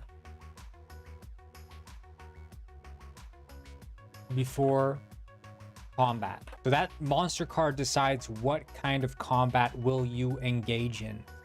So as you go into a room, it might say you stumble upon a Pongi, let's say, in the context of this game. You stumble upon a Pongi. And now you have a choice. You can either attack the Pongi, you can wait and see what the Pongi decides to do, or you can try to flee. And depending on what action you take, we filter that action with the monster card. So the monster card tells us what is the response of the creature, depending on which one of these three actions you choose to do. So that's what the monster card does. It basically decides the monster stats. So maybe the Pongi, you choose to wait, and the Pongi's response in this, like a monster card will be like divided into attack, Pongi, and then you can, like, maybe there's a Pongi and Ghost, you know, let's say there's a Pongi and Ghost. So the Pongi, if you attack, it has 1 HP. Maybe the Ghost has 3 HP. If you wait, the Pongi leaves. The Ghost has still 3 HP if you wait.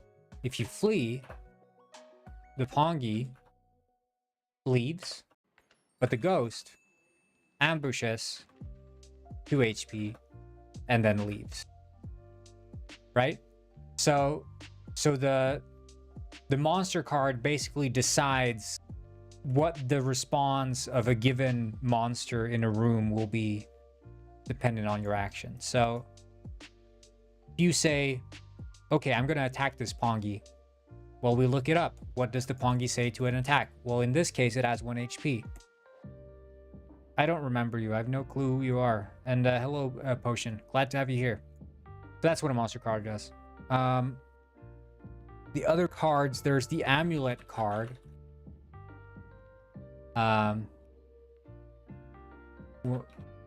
Picking Amulet. So when you pick up an Amulet, you either take an Amulet card.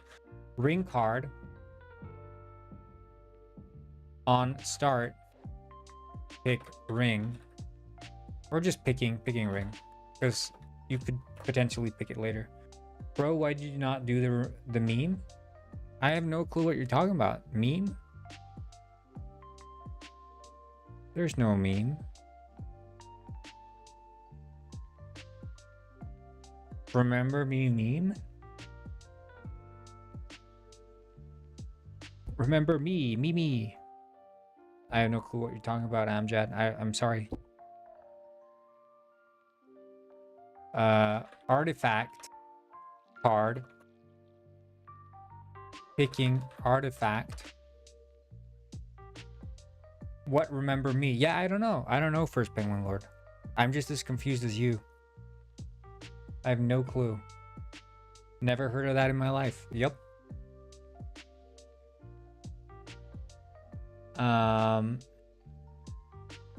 Door card, chest card, search card, trap card, underground card.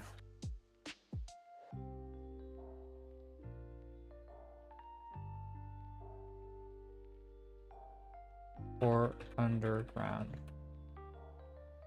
You still live, by the way. I'm back. Oh, I didn't realize I was still live. I forgot.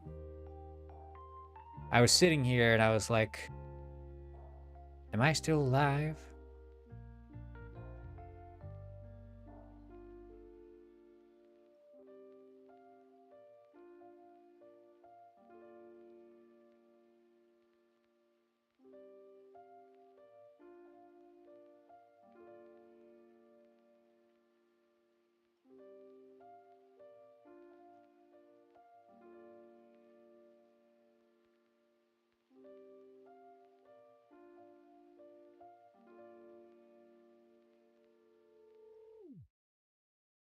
One second here.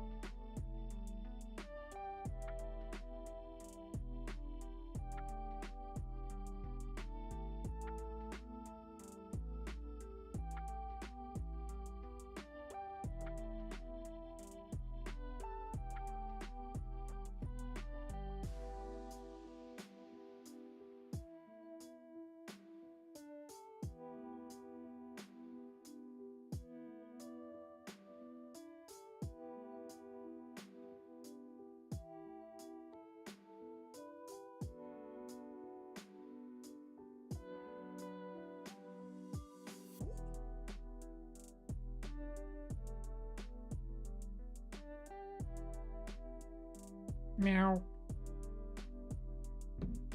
Oh yeah, so what other card? What other card? There's the what are the cards? I need to see.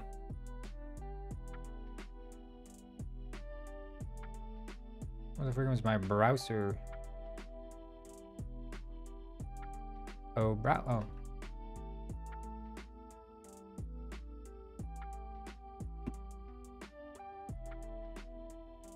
I mean, I guess there are character cards, but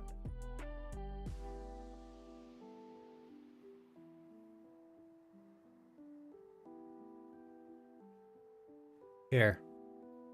Dragon cards.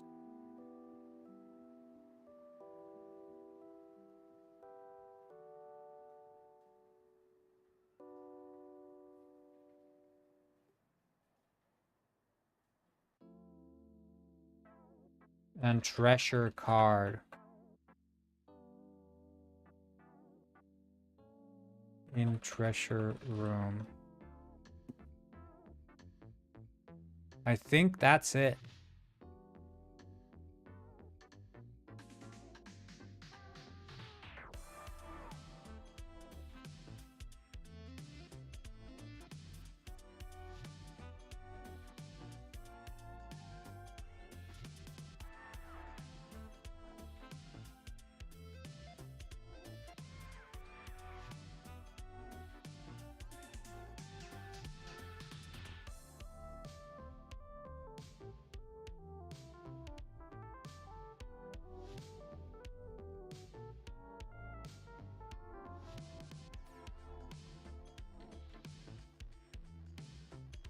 This one's cool.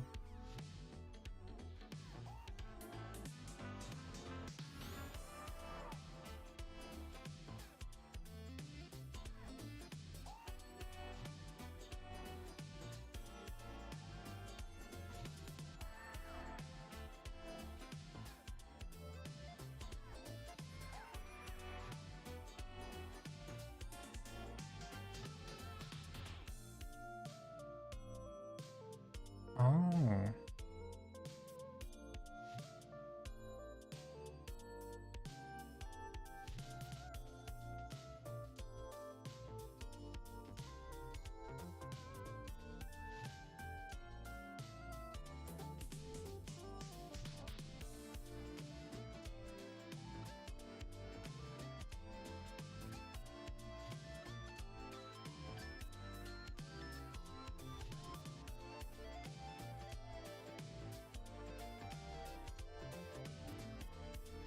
Interesting.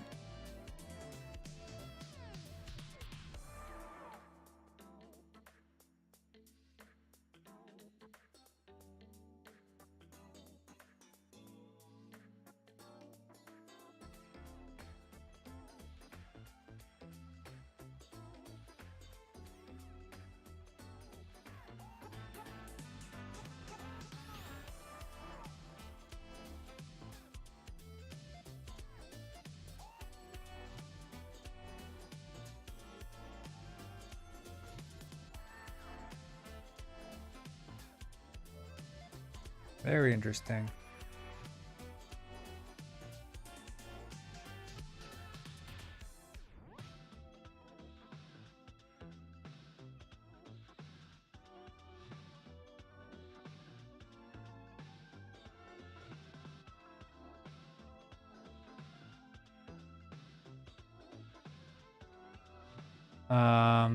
I don't know. I think I'm gonna end the stream. It's been 5 hours.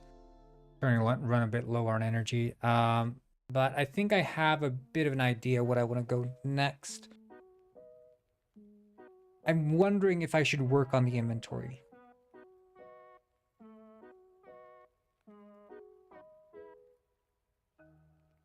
I feel like that should be my next move. I could do the search room thing in tandem with that. But having like treasures in the inventory, I think is the next move. In which case, I feel like they should be stacked here along the side or something.